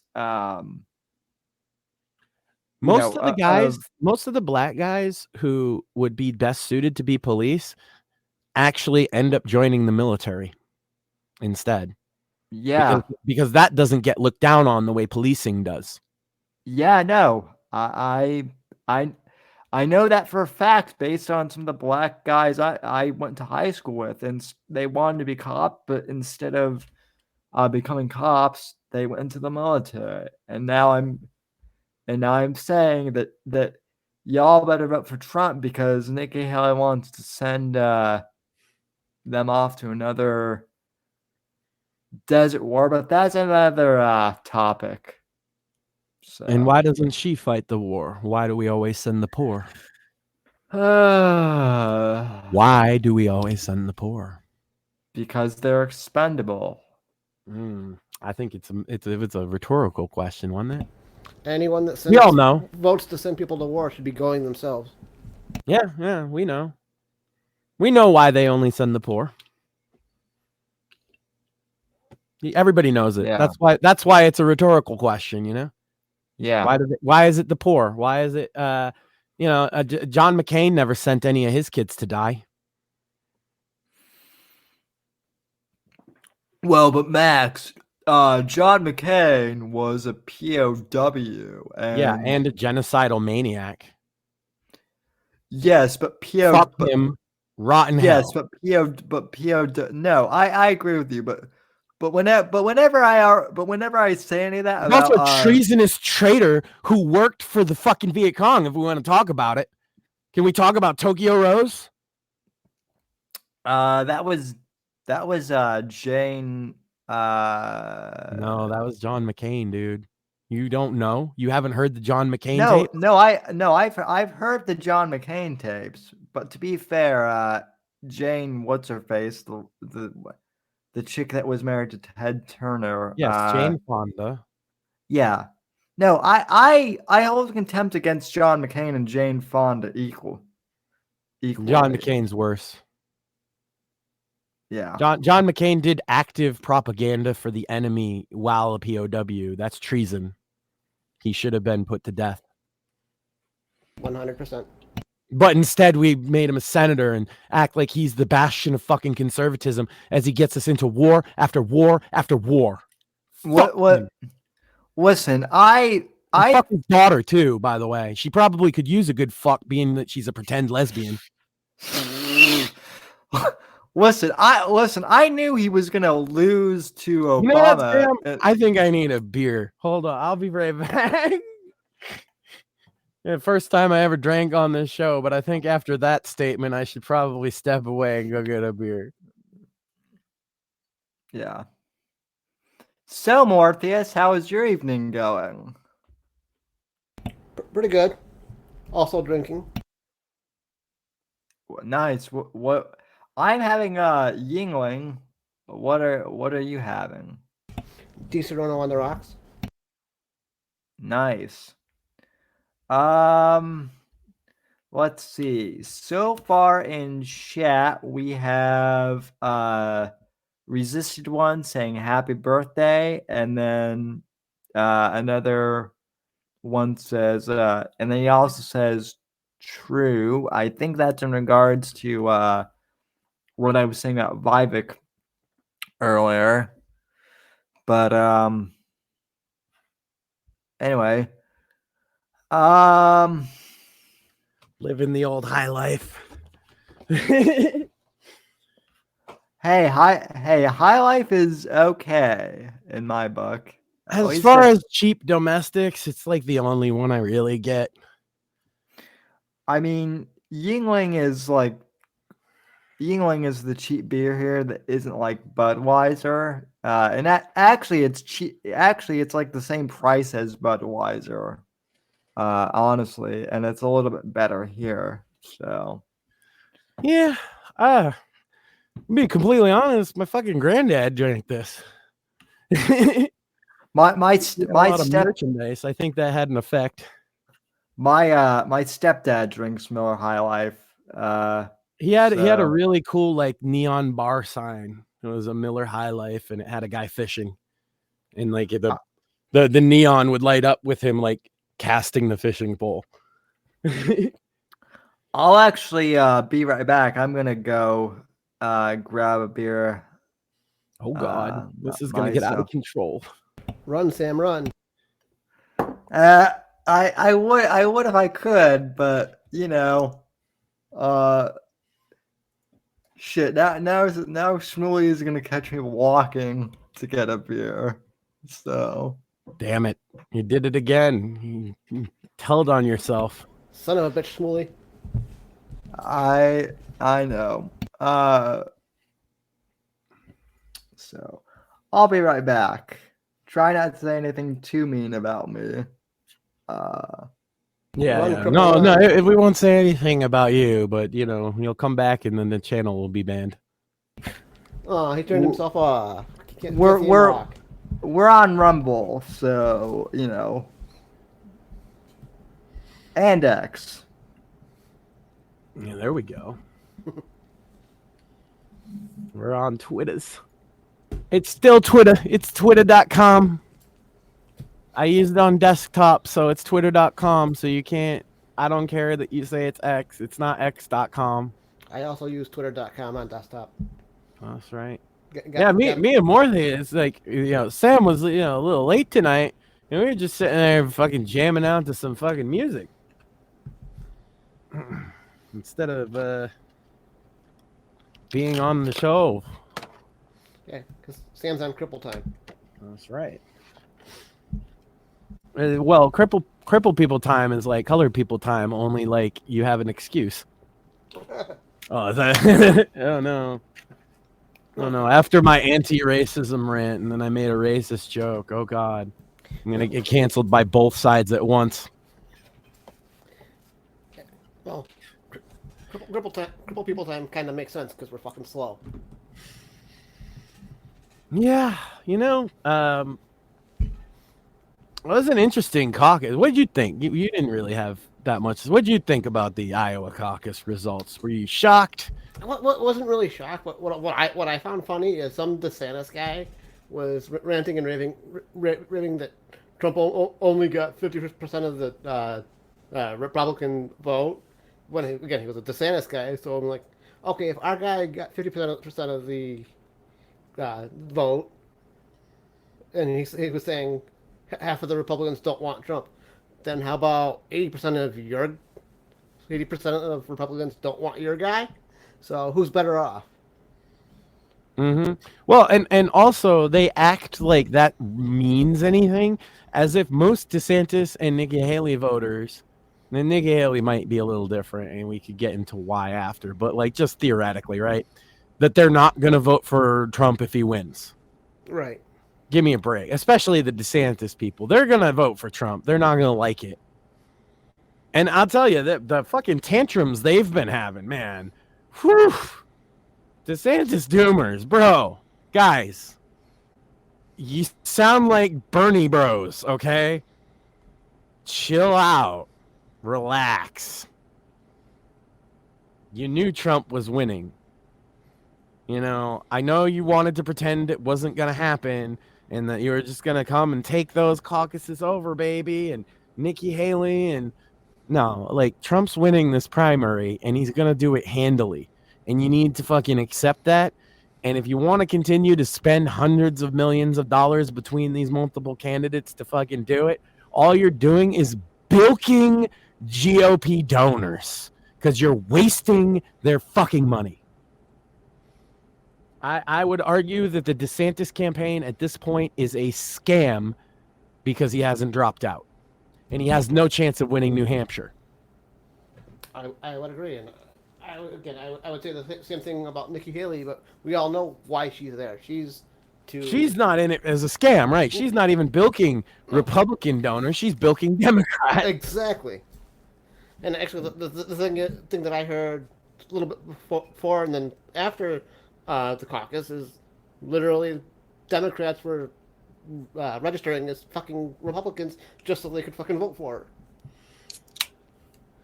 Yeah, and in New Hampshire, she'll probably even do better because it's an open primary, and since there's no Democrat primary, all the Democrats are just going to vote in the Republican primary. That's how it works there. Yep. It's like that here, too, but Massachusetts doesn't really matter in a primary. The only reason... And New Hampshire doesn't technically either because the amount of delegates is useless. It's just because they're the first actual primary is why anybody cares. Right. It's a momentum thing, but it actually...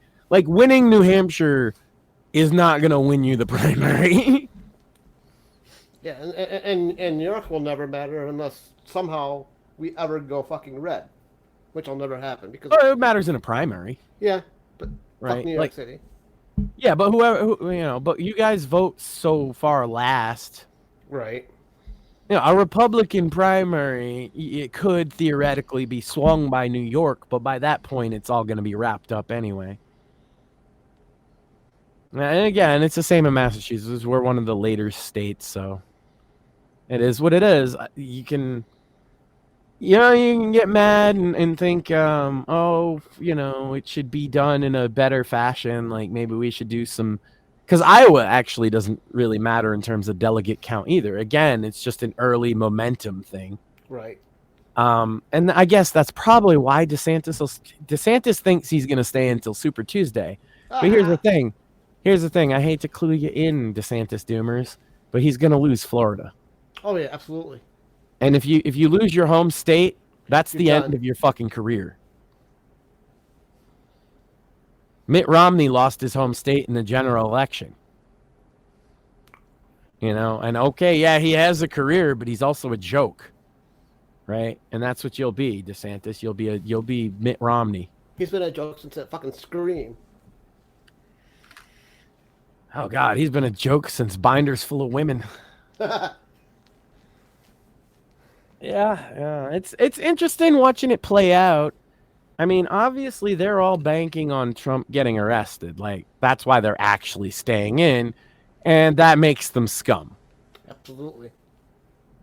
Because here's the thing. You don't need them to stay in if something happens and we have a brokered convention where they have to pick at the convention the candidate.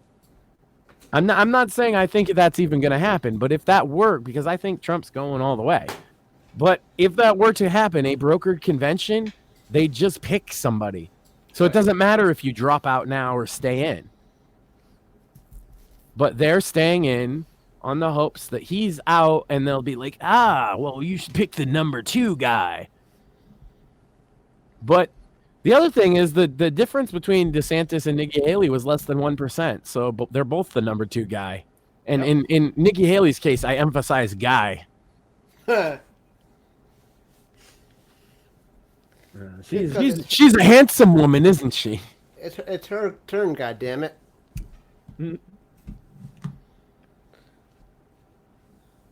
And I will maintain that until she drops out. Because that's the attitude I get from her campaign. It's her turn. Yeah, it's Hillary 2.0. I saw a meme earlier. I put it in my Gilded server. Cheap pop for that. Where they kind of photoshopped Haley into... It was Trump that actually posted it. They photoshopped Haley to look like Hillary, and they made a Haley logo that looks exactly like Hillary's old logo. I was fucking laughing hard. Trump is a meme master. Oh, absolutely. He's like the only boomer that I'll say that about, too. We need 2016 meme magic back. Yeah, I'm feeling the magic, man. Oh, absolutely. But they did everything they fucking could back in 2020 to fucking kill that shit. Like, I was already feeling it. That's why I've had this up for years. But I'll tell you, after Iowa, I'm like, let's fucking go, baby. Ain't no breaks, baby. Trump train. And they can get mad about it, but they ain't gonna fucking look. The train's got no brakes, so we're either getting to our destination or fucking crashing in a fiery fucking inferno. But the Trump train is not stopping. Hell no. Even my friend Luke, who was on the DeSantis wagon, is now on the Trump train. Nice. That's what I mean. Is a lot of reason. We have picked on the DeSantis doomers a lot just now, but the reasonable DeSantis people, they know he should have dropped out the other night.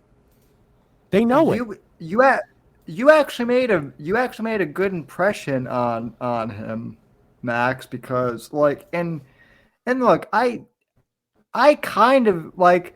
I understand why he didn't like Trump, because he had to deal with like some of the really obnoxious like MAGA, like I hate to use this term, but it's true, MAGA-tards. MAGA boomers can be really tiresome, and because he's in the trenches, he deals with a lot of them. I guarantee it.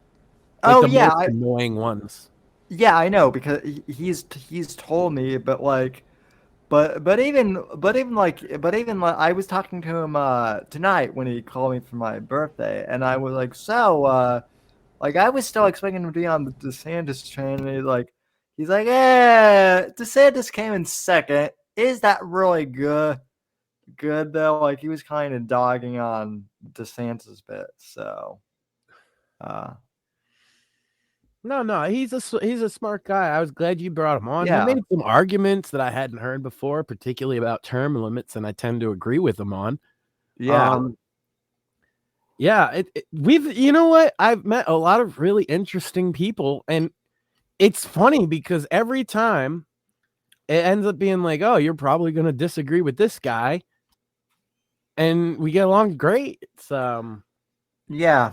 like I say, I try to meet people where they're at. I can be an antagonistic asshole, you know, obviously. I'm good at it. But the thing, I think a lot of the people I fuck with don't understand about me is that I'm always the baby face, whatever I'm doing.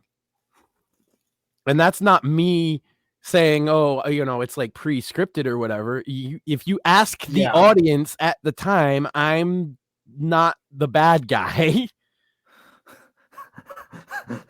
No, listen. I mean, I had that this week. I mean, for those who don't know, I was honestly surprised that Steve Stratton kind of agreed to come on my show, because before he went indie, he was like kind of a big name with Delta Force Publishing, which was, I've read his books before any of that. I was actually like, that's why I said he's an American.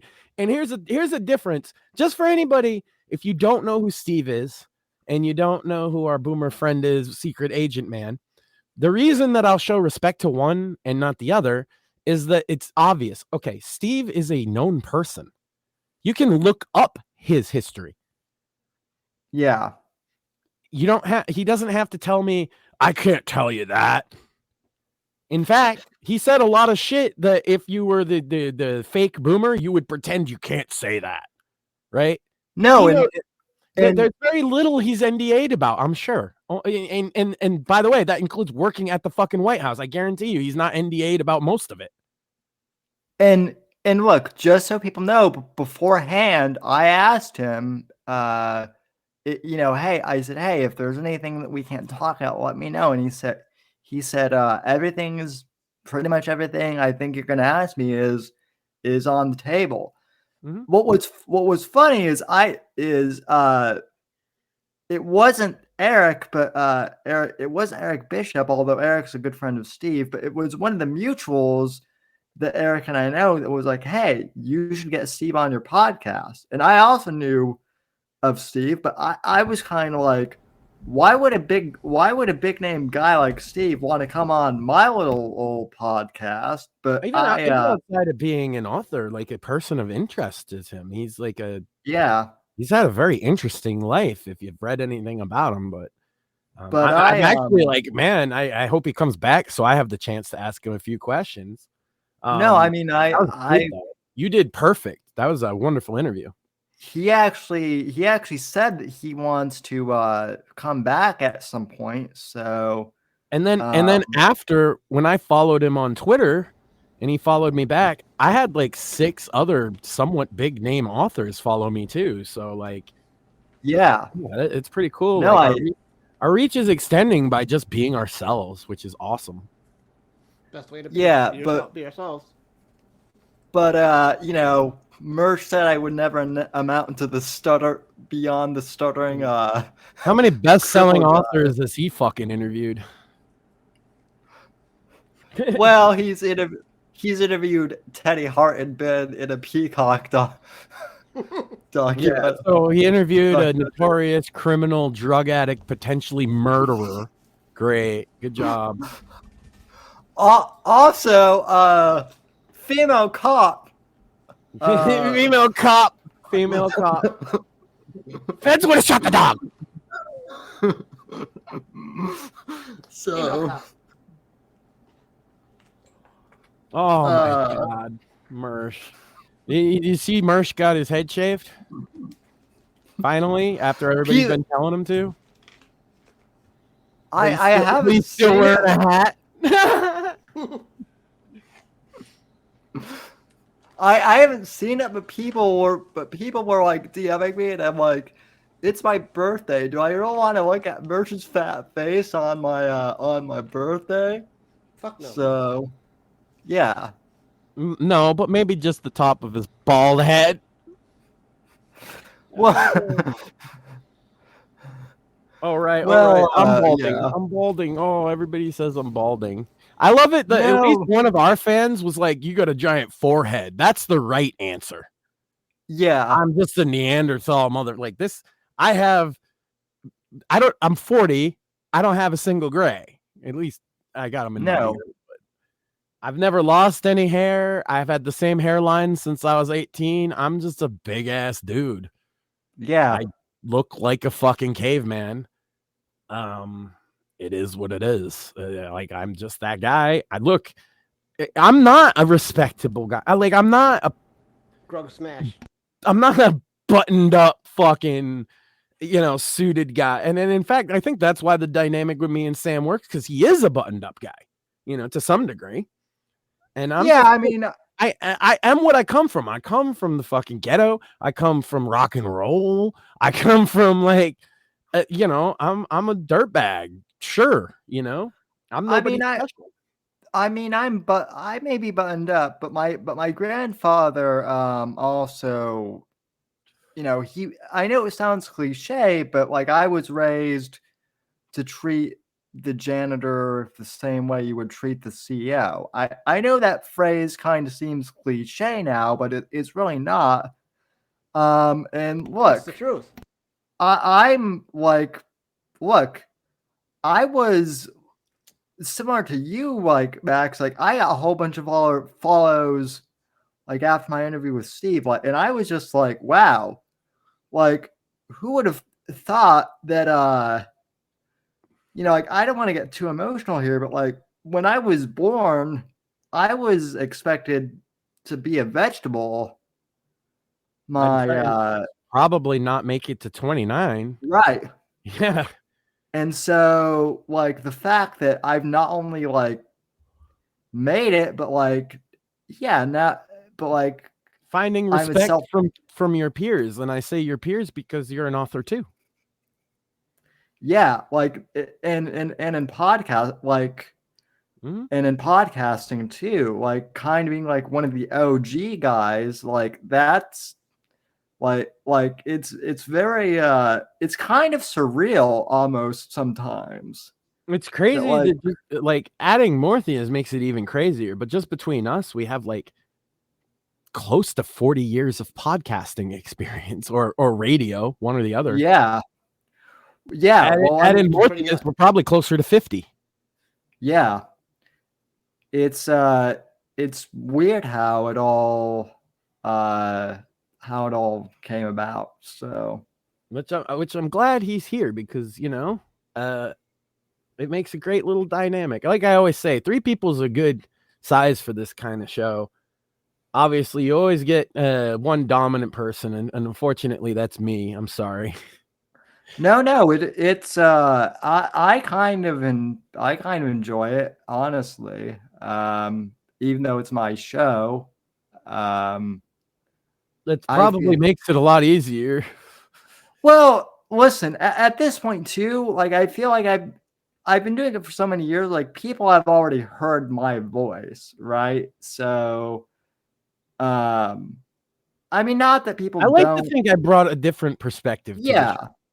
No, and you've challenged no disrespect to Apex because I loved the perspective he brought to the show. Now that because I wasn't familiar, but now that I've gone back and listened to some, and I've been doing, I've been going through a lot of my old content, your old content, trying to get together archives for Right to Offend Media, which is, the kind of the name of like the group I'm representing, I suppose, in terms of it's a podcasting consulting company, I guess. It's not official, but at some point, folks, for people who are asking, I'm going to retire the next gen conservative media brand because let's face it, I'm almost 30. I'm no longer the next gen conservative. Right. I am. No, you know what you have to do. You have to pass it on.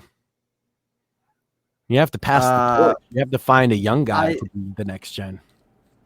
I can't pass it to Shmuley because he's as much as I mean I love Shmuley, but I consider more of a peer than I do like a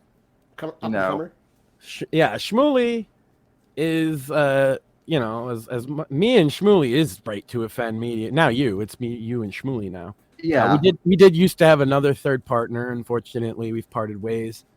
But you know, everything has worked out because the time we parted ways, literally I met Sam like right before that, and then shortly after that, he got into the situation where he needed a co-host.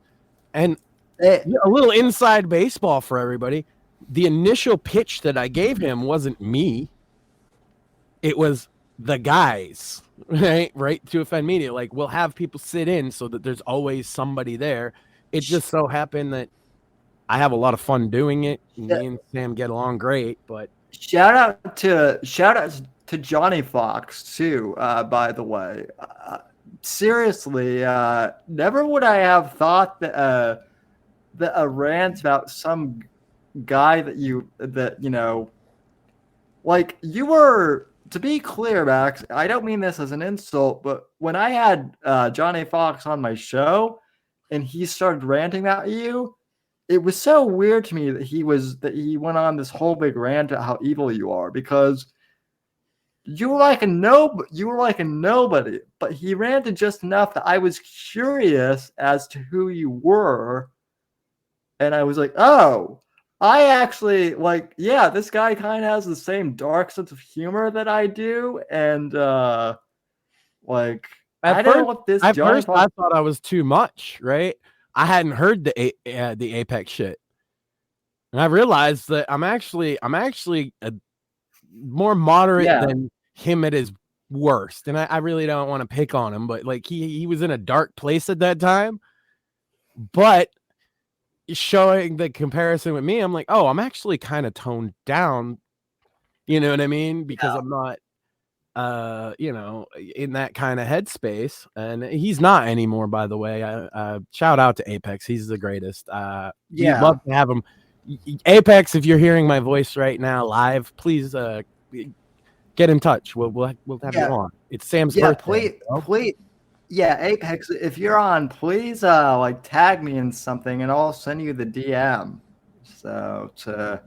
And the reason I just want to also say for Apex, the reason that he's not doing any content consistently is because he doesn't want to. You know, he's not in a place where it's, you know, a primary concern of his, and he's feeling good. And so, like, and he's also told me that and I don't think he would mind me sharing this, if he spends too much time online, it kind of, he gets back into some bad habits. So yeah, you know, I don't fault him for that. So no, mental, you know, health is really, really important, and anything that is a detriment to his, he doesn't need to bring into his life. This is what I say for him. Like, arguing about politics is so far down in importance, and I think people have it backwards. They think it's the most important thing. But like, let me put it like this. If you live under the Mao regime in China, you can still have a good life. Yeah. You know what I mean? It's all relative, right?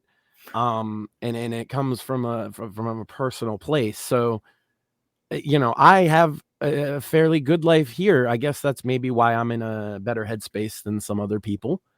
But you know, it's tougher when the economy sucks, and my God, you know, it's really depressing is how many people are falling into mental health crises and getting onto drugs and dying of overdoses and suicides. And it's fucking, God, those are things I can't even say on YouTube anymore. Yeah. It's good we're off of there, because there's so many things you can't say now that are like they do. You ever watch modern YouTube true crime? Yeah. Oh yeah, it's and horrible. They can't say kill so or many murder. euphemisms. Yeah, it's They have to terrible. say fucking unalive. Yeah, they dispatched of this person, and it's like, geez, come on, dude. Or SA. SA is my favorite one. Look, here's the thing about that particular thing. To make a euphemism for it, softer language, defeats the purpose of the word. Rape is supposed to be a word that's not fun. Yeah. I actually had to look up what essay was because it was just like and then I was like, what? They're censoring, and that's another thing. I know that you wanted to rant about this, but when you told me about this, I was a little kind of like, I rolled my eyes. I guess people are getting upset about like some, I don't know who the guy was, but basically some rock and roll guy who I guess made like a song about cutting, and now people are No. Okay, hold on. It's not even a song about cutting. Okay, so it's Machine Gun Kelly. You might have heard of him because you're a wrestling fan. He's been involved with their shit a Yeah. couple times. I think he walked John Cena to the ring at one point. Machine Gun Kelly is like an emo guy, right? Emo music. And he made a guitar, and the guitar is with Schecter, who's a really great guitar one of the best guitar manufacturers. Yeah. It's not his first or even second or third signature guitar. He's had quite a few, and he's worked with them for years. And the guitar design, it is a razor blade. It's tough because I'm defending his art, but also it's ugly. It's ugly. It's a bad guitar. It's a bad shape for a guitar. I would never be caught dead using it. It looks stupid. But what people are upset about is that it's shaped like a razor blade. And I guess the emo scene is known for like cutting and suicide. And so it's bad that he used that imagery. Fuck you. I hate you motherfuckers are going to make me defend Machine Gun Kelly. Really? That's what I also me don't want to defend Machine Gun Eminem. Kelly, but I have to here. I hate that fucker. Yeah, like you're gonna make me defend one of the worst artists I can think of, but I'm gonna defend him. Yeah. It's his art. And here's the funny thing, Sam. When I told you about this, I was missing a piece of context that I now have. Would you like to hear why he has a razor blade guitar? I would, because like I can maybe Take a guess, but No, I want you to take a guess, and then I'm going to tell you the reason, and you're going to be like, really? well, if he's like from the emo, if I had to guess, I would assume that because he's part of the emo scene, he's like doing something about like cutting for the emo scene or something like that. And that's what people seem to think. Yep. Mortheous, you had something to say. Yeah. My guess is he probably attempted at some point, and it's his reminder to be like, dude, don't fucking go back there.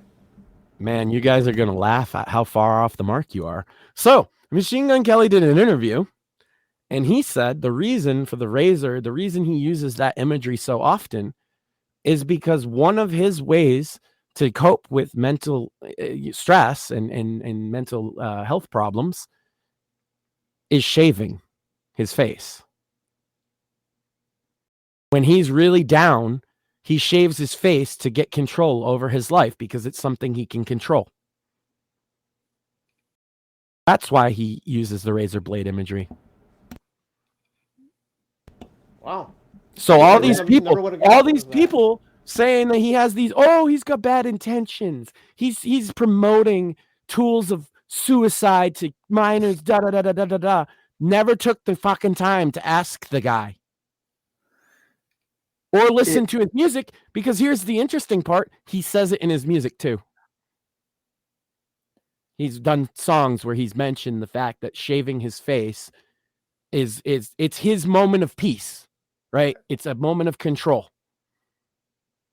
I mean, shaving is like men's hygiene. That's what they were originally made for. So yeah, it makes sense. Right. And it's a way for him to take control over something when he feels that he's not in control. And yeah, I hate to break it to you all. I get you could say, oh, well, he's a super rich fucking celebrity. it's real easy for them to feel like they're not in control of anything, because if somebody like Machine Gun Kelly is going to be under such specific contract restrictions and rules that he might as well not be in control of his own life.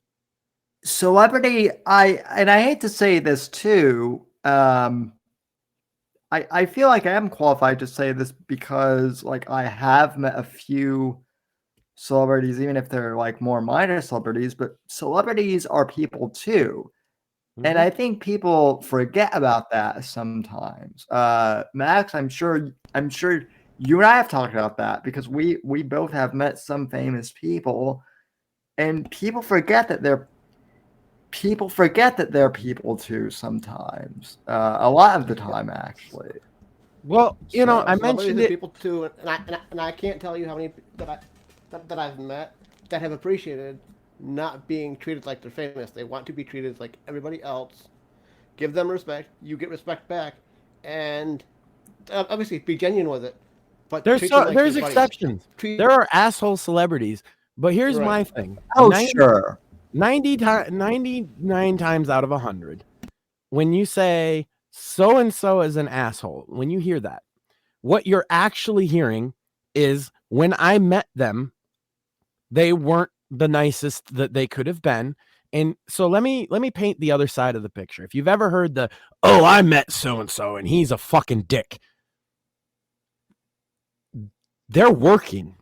You got to understand, they're working. Now, you meet a celebrity, and again, I speak from the music industry, so I'm going to use all that because that's the one I'm familiar with, okay? When you meet a musician at a fan event, then they're in fan mode. We all, Kurt Doolittle was talking about this the other day. We have different modes, different kind of masks that we wear. And one of them is work mask, right? Like serious work.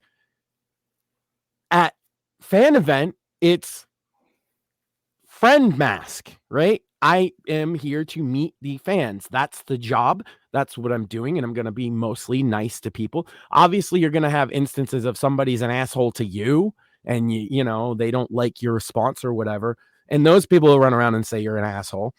But generally speaking, at fan meet and greets, where that's the point, autograph signings and things like that, you're not going to get any of the celebrities being mean. When you might get them be a little fucking mean to you is backstage at a concert. And that's the night, or out in public, right? They're just going to the store. Right. Reason being, they're not in fan-friendly mode. They're in either work mode or I'm shopping for my groceries mode. Okay. But work mode is the more important one I want to talk about, because if you go backstage at a concert, you guys might know I'm like a huge Prince mark, right? And everybody who ever approached Prince backstage would tell you he's an asshole. But that's not the case. I know someone who has said the opposite, actually. Well, and that's the thing is that they didn't meet him in this context. If he was working, he was a perfectionist, okay? Yeah. He's thinking about 30,000 different things. You have to also understand the Prince performs with a live band with at least, I think, a dozen members, okay? He plays multiple instruments. A show for just one concert for Prince is a million different little details, and he's a perfectionist. So while he's sitting backstage, and if you've, and I did have the pleasure of working a Prince show one time and meeting him, and it was one of the best experiences I've ever had in my life, because I approached him after the show when he was done with the stress for the day. But I saw 4 or 5 people approach him before the show, and he cussed people out. Because you're all told, please do not approach him. And they're like, oh, yeah, he's too good. No, he's fucking working. It's a job. This is the important part you got to understand. It's a fun job, but it is a job, just like your 9 to 5. And he's working. No, it is. And it's the same in the studio. Let me tell you, a lot of musicians in the studio, they're there for fucking business. They're not there to socialize. Now, some of them are there to party. and have a blast, and that's fine. And then some of them are super serious. I've always heard that Eric Clapton was super, super serious in the studio. I've also heard he's a party animal and he could have a fucking wonderful time. Maybe not so much with him being older, but in his day, he's a party animal. Right.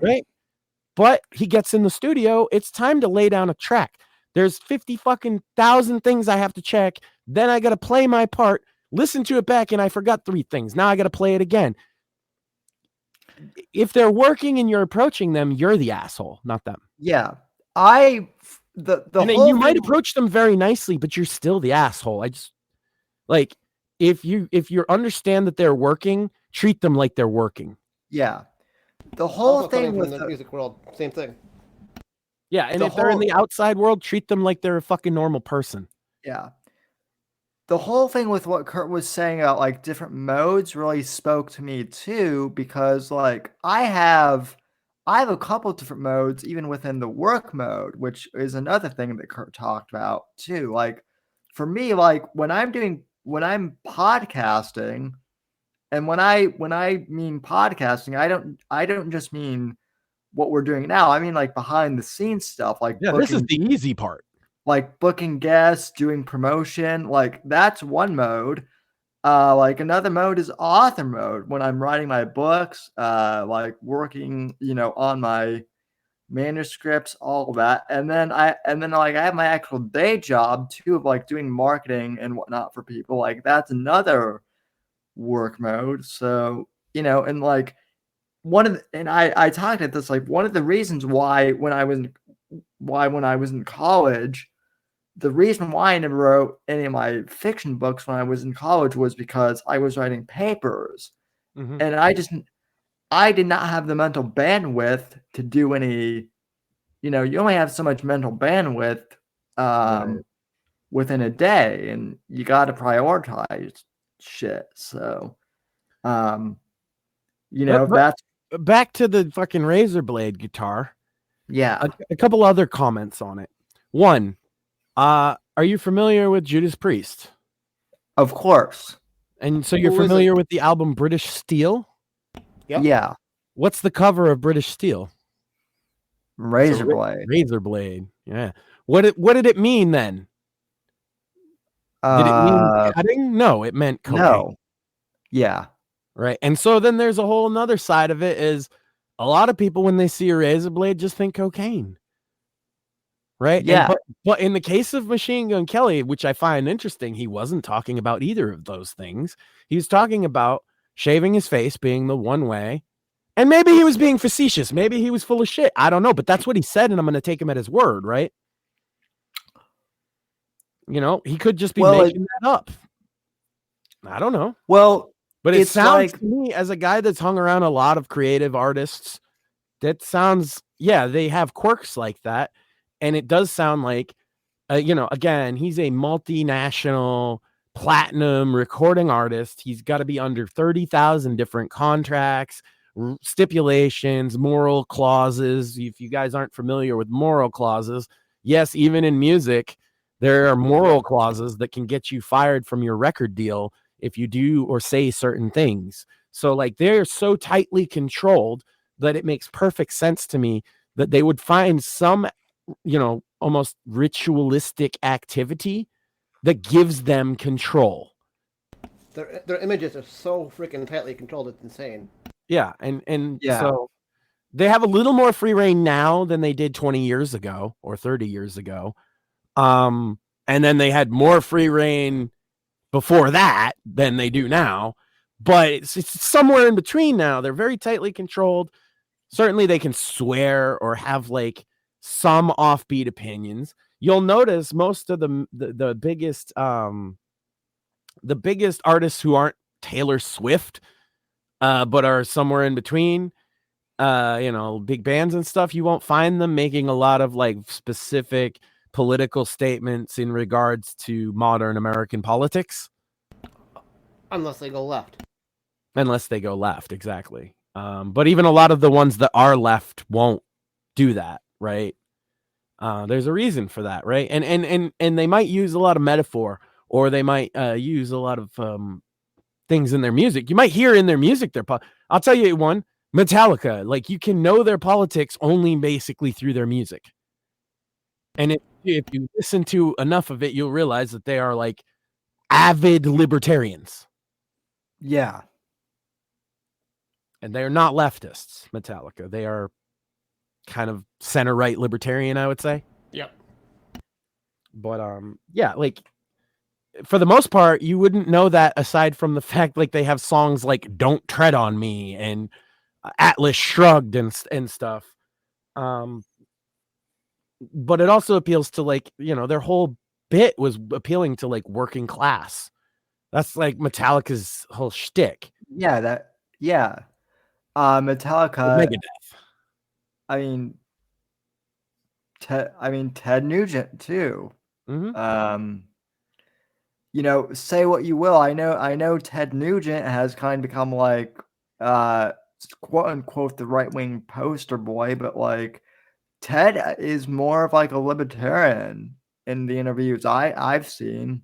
Same with Kid Rock.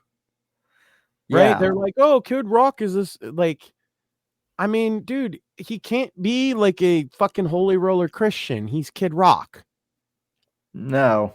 Right? This is like, go listen to his first, you know, big radio song, Ba with the Ba. It's literally about talking to the poor and the underclass. This is for all my homies in cell block 6, right? Like he was the drug addicts and the freaks and the sinners. That's what his song was for them. Yeah. And I would say that's and then this is something you won't hear in reference to Kid Rock very often. That's very Christ-like. No, I mean, I've seen multiple interviews with him now where he seems genuinely humble, and whatnot. Or here's one for you. A good number of the emo bands that are around these days are Christians. Yeah, I know. Yeah. Well, the thing about Kid Rock, and without saying too much, you know, I've met Bob a few times, and I mean, it's not the humility is not fake. No, he really is humbled at how many people appreciate his art. Absolutely. Yeah, I mean, I don't want to be on my high horse, but like I've been in media long enough to where I kind of have like a BS detector, even from when I watch people, and he definitely, he seems completely genuine to me at least. So yeah. I mean, there's been some things said about him. Some people have made claim. In fact, the problem is I have friends on multiple sides of things because I've worked with so many people and I tried to get along with so many people. Yeah. And so other people that I'm friends with have made claims that Kid Rock is racist and has said racist things to them. I've never heard Kid Rock say anything racist. And as a matter of fact, every time I met him, he was with this one black girl. So like, it's hard for me to believe that he was racist while dating a black girl. Kid Rock was like, had that guy Joe C who yeah, may he rest in peace, by the way. He was a good man. I just read 9 with the 10-foot dick. I mean, I thought he was like, when I first heard Devil Without a Cause, I was like, is that a kid? And then I looked him up and I read his story and I'm like, whoa, I'm the that's JOE to the C ho. Got more game than Coleco. I'm a freak ho. Call me sick. 3'9" with the 10-foot dick. Oh my God, Joe C, man, and Joe C was fucking great. And what a awesome person. I'm so glad I had the pleasure to meet him on the occasions I did before he passed. Really, there was a guy that loved fucking life. He had some weird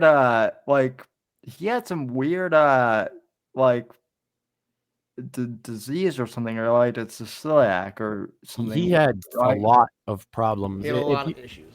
Yeah, he was not doing well, and that's why I say there's a man who loved life despite all of his suffering. He didn't. let it ruin him. Yeah, listen, I What an mean, inspiration. I don't want to speak for Morpheus, but like when people say that they feel sorry for me or whatever, I'm kind of like, no, there's no reason to feel like, yeah, I've had my struggles. I'm not going to deny that, but like I'm out here living life. That like this is another thing like that A thing you were told wouldn't happen, yeah. right? Like, fuck him. Then same with Joe C, man. They told him he would be dead long before he was. Also, echo Sam. I shouldn't be where I am today. Point blank, I have spina bifida with a bunch of other issues. I should be severely fucked in a bunch of different ways. And please do not feel sorry for me. I do the best that I can in my situation. And the way I see it is there are people that are far worse off than me. Yeah. And I can do for myself. I wouldn't be on a podcast with these two gentlemen if I couldn't do for myself. With that being said, and this is probably my most controversial opinion, I mean, I really do not. This may be the most controversial opinion I have, but oh boy, here we go. I really have a problem with people who I don't empathize with people who commit suicide. Agreed. Agreed. Yeah, Max sounds harsh, but agree. Yeah, and that's why I'm saying that this is my most controversial opinion, because in this day and age, that's not a popular thing to say. But as someone, I'd like to put a little nuance on it, though. I have immense sympathy for those that are left behind by suicide. Oh, me too. I listen. That's the real victims. Exactly. The real victims are the ones that are left yes. behind. My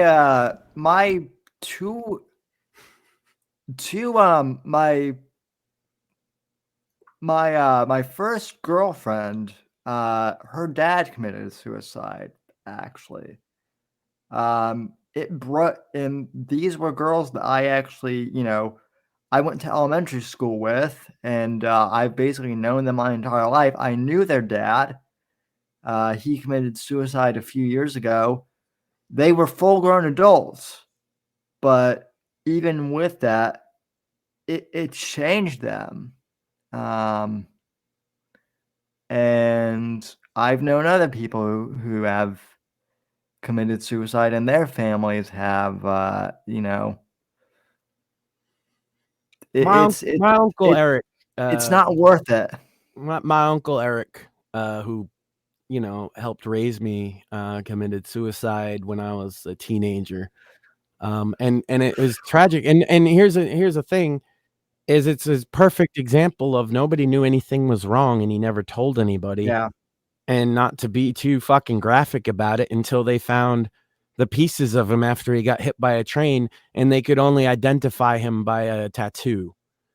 And nobody had any idea that that's how he felt, man. When I think of him, I think of a man who was full of life and happy, and it's such a shame that he didn't feel that he could communicate his inner feelings to anybody. But yeah, you pick up and you move on.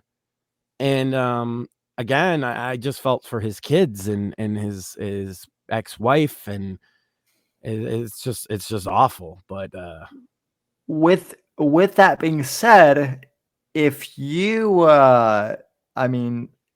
with that being said, if you are having suicidal thoughts, but you have the courage to reach out to somebody, confront it, and seriously, hit me up on Twitter.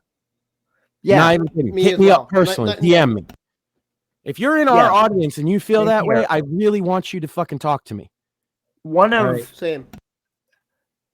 the most touching things that I have experienced as a host was during the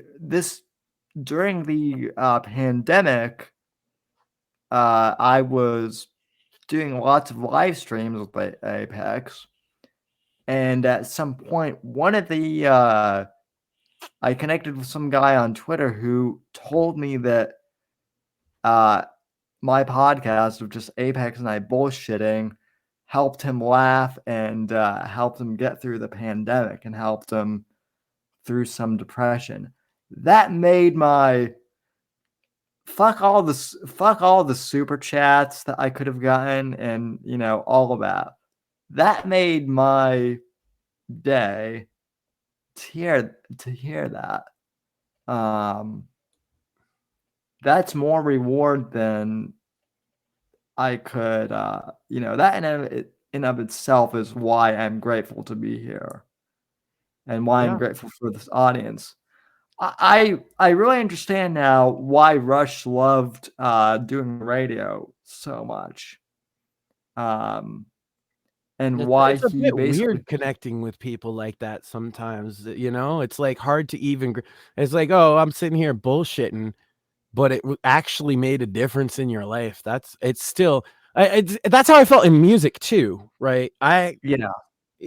Stuff that we had produced, I wasn't commercially successful. That's why I'm not a music producer. You know what I mean? By trade. But we had some fans, and you'd get these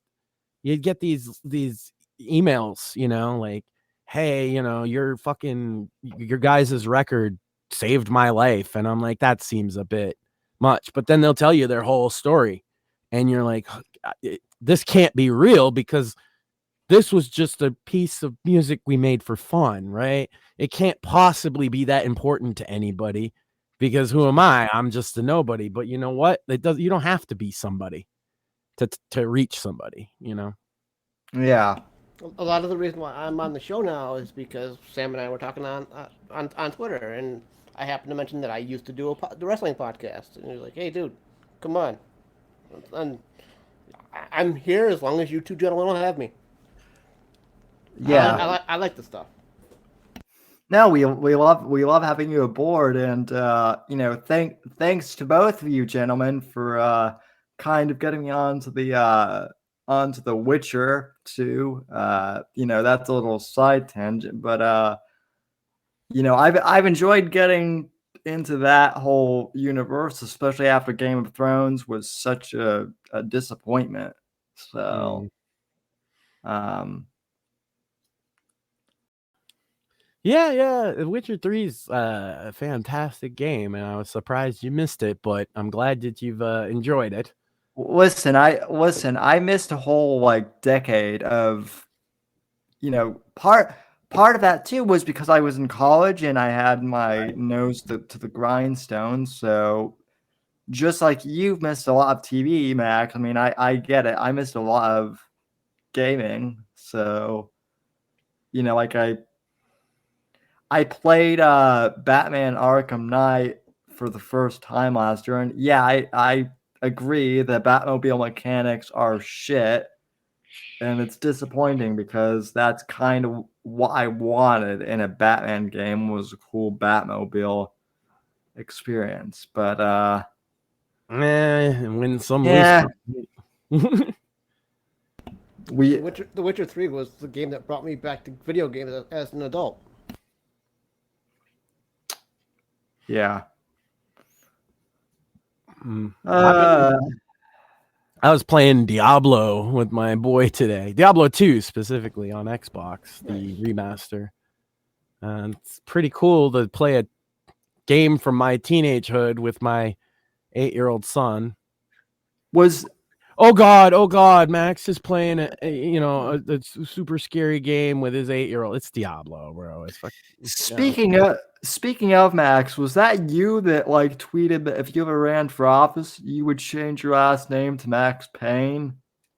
Yeah, because there's transgenders saying that it's unfair that they have to register to run for office under their legal name. They say that's dead naming. Okay. And I'm saying, hey, you can change your name, right, legally, and then run under that name. They're neglecting to do that. So they don't want to legally change their name. Okay, then you have to run under your real name. If they're going to change that rule, however, then I'm going to run as Max Payne. Listen, You may I think I made it abundantly clear by now that Max Payne is my favorite character in all of video games. Rest in peace, James McCaffrey, by the way. If you did that, I would vote for you simply because Max Payne is my favorite character in That's games. kind of the point of a lot of people would be like Max Payne. Check. Yep. It's either Max Payne or the old Homer Simpson Max Power. Although some people have told me Max Sand is like in that, but I honestly think it's like Max plus simple last name just works. Yeah. Well, listen, like Max Sand even works kind of like in that. Simple. In that, like, I could see you being like in that like gritty film noir like type universe that Max Payne is into. So, although I did like 3, I know some people hated 3, but 3 was actually a good game. I think it was a good Max Payne game. Yeah, I think the tone was different, but I think it needed that. Well, the tone. Here's the thing: the tone was the same. It's the setting was different. Yeah, I get it. Some people like the grittier New York, but I feel like putting gritty Max in that environment was a good call. But the only thing I didn't like about it was the multiplayer, but like that was a fucking afterthought. Yeah. Because bullet time just don't work right in fucking multiplayer. No. And it's never gonna, stop trying. I'm hoping that they actually do the remakes now. I know they've been working on it, but like we've heard that the remakes have been in progress for like, I don't know, 4 years now. Have you come across this game? I follow on Twitter the guy that made it, El Paso Elsewhere. It's like a psychedelic Max Payne meets.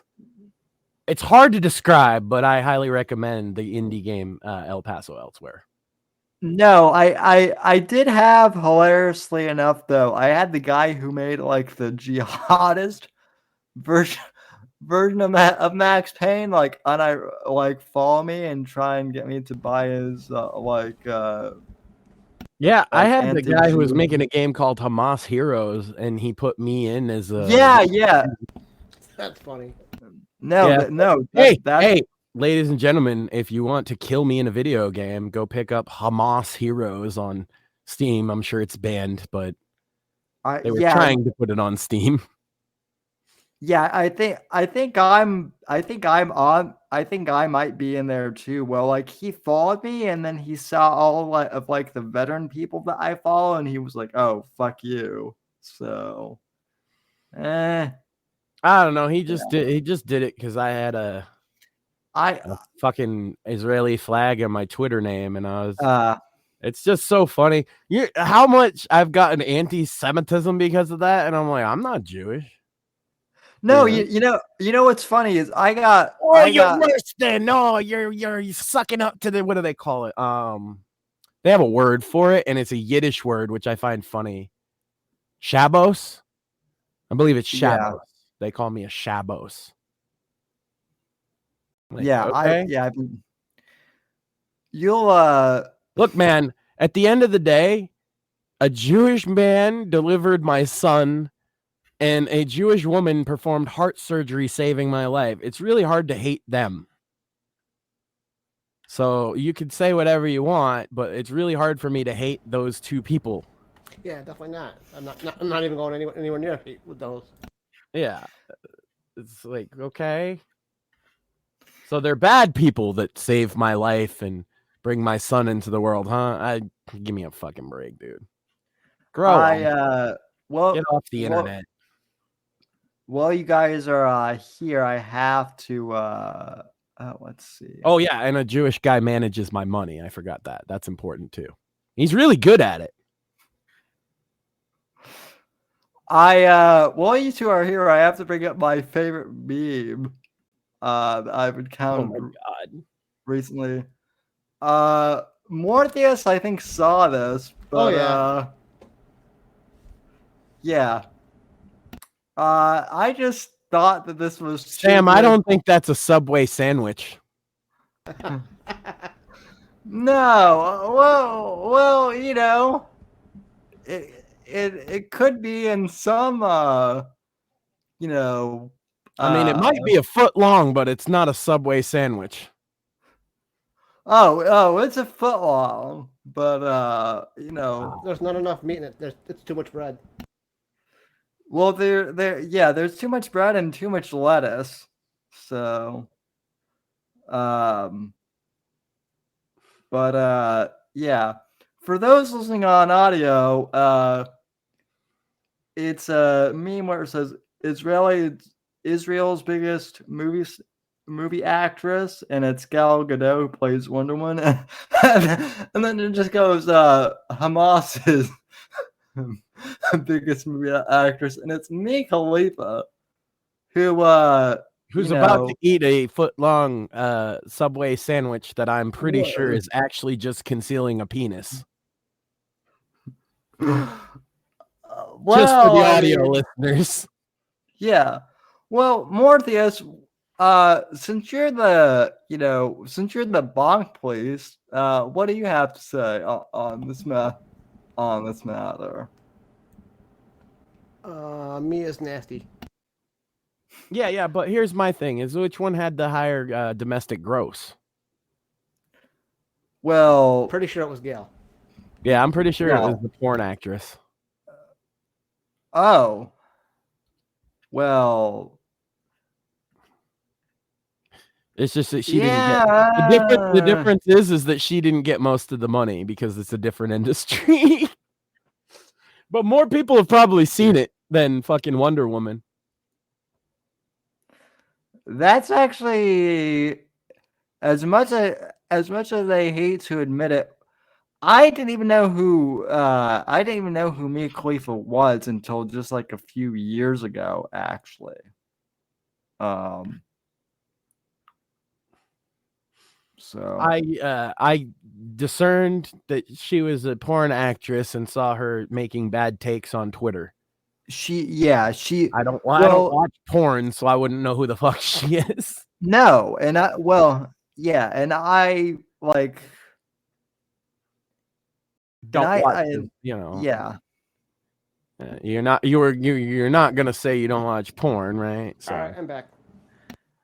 I mean, I don't consider Playboy to be porn, but I mean, I don't watch that type. I don't watch the type that she's in. Let me put it that way. He likes the gay porn. I've seen more Mia porn on Twitter than I ever did going to seek it. That's that's actually that's a good point. Apparently she also eats dog shit, according to Ian Miles Chong, but I don't know if that's true or not. Yeah, but he kills dogs, so fuck him. Yeah, fuck Ian. Yeah. That guy is a fucking god. E-celebrities are all cancer. I've mentioned that on the show a few times, but I just think it's worth pointing out. She's one of them. You know, a porn star is an e-celeb nowadays. Not like in the old days where you actually had to go to a porn shop.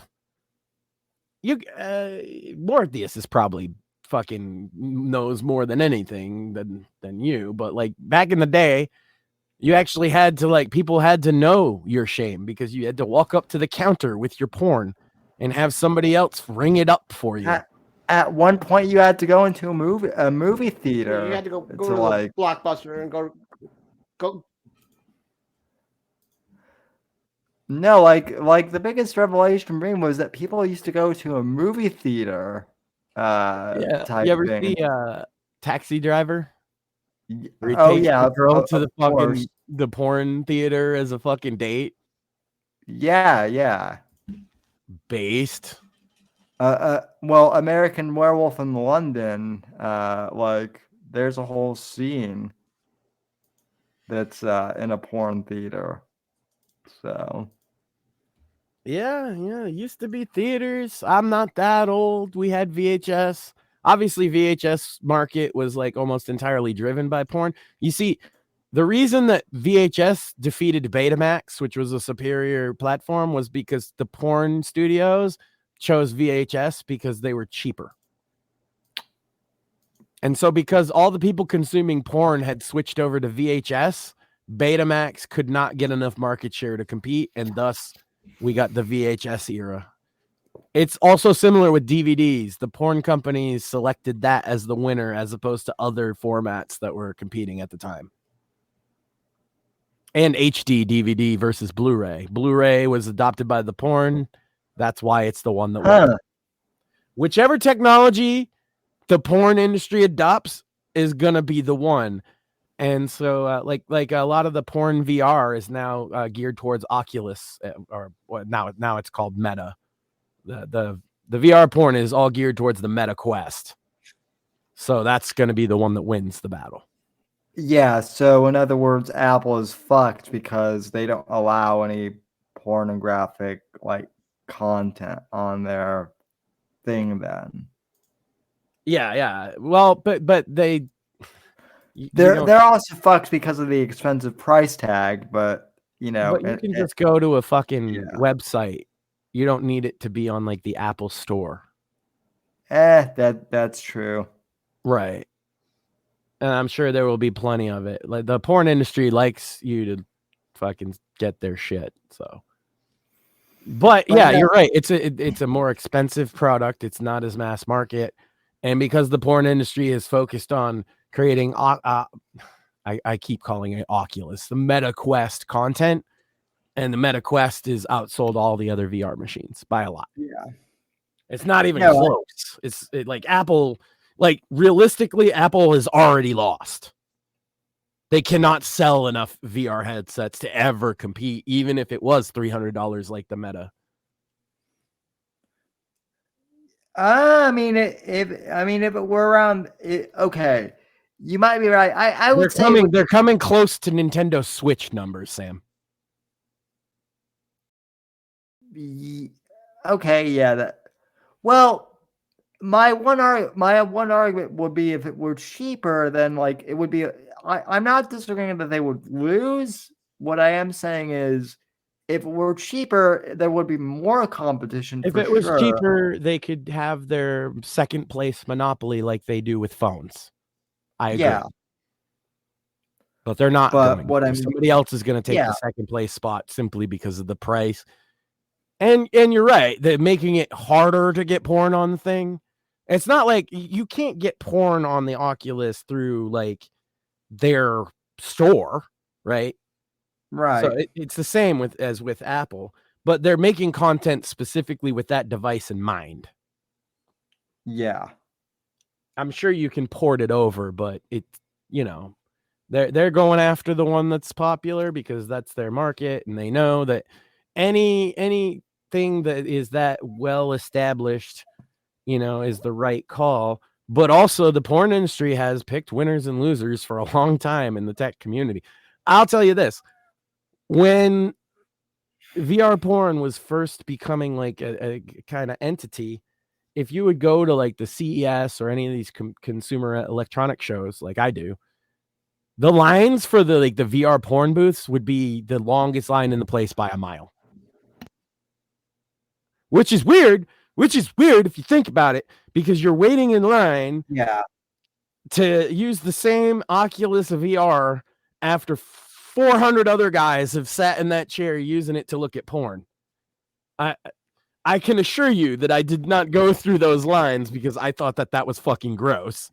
But I did take note of nothing was even close to as popular as the VR porn display. Not even. No, and this was before the new Xbox and PlayStation. Nobody was in line for that. Everybody was in line for the Oculus VR porn. I believe it. Journalists, fucking tech journalists, all waiting to get their chance to look at some porn. Of course it's the tech journalist. I mean, if you're at those shows, you're either a journalist or you work in the industry, right? It's not like everybody can go to these shows. Yeah. So it's almost all journalists. That's why I thought it was funny. There's so many journalists in line to go watch porn together. Fucking weirdos. Yeah, well, there are just some general weirdos, or as Morpheus likes to say, sus people in journalism. So yeah, I love did you see my thing today? Somebody was talking about Coach Red Pill, and they were like, Ukraine killed an American journalist and both parties want to give them money. And I was like, hold on. Calling Coach Red Pill a journalist makes him less sympathetic because journalism. Well, and also is kind of a stretch. Yeah. Right. He was like a sector blogger, right? A manosphere. It's guy. also not just that, but like the people who are sympathetic, like they've gone out of their way, at least in the interactions because like they'll call by his real name, like Gonzalo or what it was. But I'm like, because I'm like, the reason they're doing that is they don't want to call him Coach Red Pill. Right. Because then you have to address the picture of him with the cast that says "to gas the Jews," and you have to like all kinds of like problematic fucking stuff. They don't want that. No, I know that, but like, so my whole bit has been for the past week, when they say Gonzalo Lyra, I say, oh, you mean Coach Red Pill, and their order response is, no, I mean Gonzalo Lyra, and I'm like, and I mean Coach Red Pill. Like I mean, he wouldn't deny that that's who he is. He never denied that. So why should we? That's my question. We shouldn't. Like, I'm not saying that they should have killed him necessarily. No, well, I am. Oh. I will defend Ukraine on this one. The problem isn't Ukraine. The problem was our government. They should not have allowed that to happen. I agree. Ukraine was in the right. This man was a guest in their country. He wasn't even a legal resident because he refused. I mean, Kurt put this whole thing out, and Kurt said he's not a good man, and I agree. And Kurt knew him personally and knew him in Ukraine. Right? A lot of people don't know that Kurt lived in Kharkiv, I think it's. He lived in Ukraine for quite a while at the same time. They knew each other. And the first thing Kurt said is he's not a good man. No. And I agree with him on that. But more importantly, he was too lazy to fill out his paperwork to get his residential thing. Kurt said it's the easiest fucking thing in the world. So he's not even, he's basically an illegal immigrant in their country. And then he had the audacity to run propaganda for an invading army. I do not blame them. And look, I love Tucker Carlson. You know how much I love Tucker, but shame on Tucker for glossing over that fact. But the State Department should never have allowed him to die. That is he's an American citizen, and it was 100%. Our country's responsibility to bring him home safely, as it should from any American who is taken as a political prisoner overseas. And I said he was kind of running propaganda for the enemy, but that does make him a political prisoner. In America, that would just be called freedom of speech. This is a thing Americans forget. You don't have freedom of speech in other fucking countries. Right. No, so that's and these people were invading and killing Ukrainians, and this fucking asshole had the fucking audacity, right? He got kicked out of his fucking hotel immediately. Not because the guy was like, oh, you're such a, because I saw the video of the hotel manager comes up to him and he's like, you can't stay here anymore. I'm being threatened.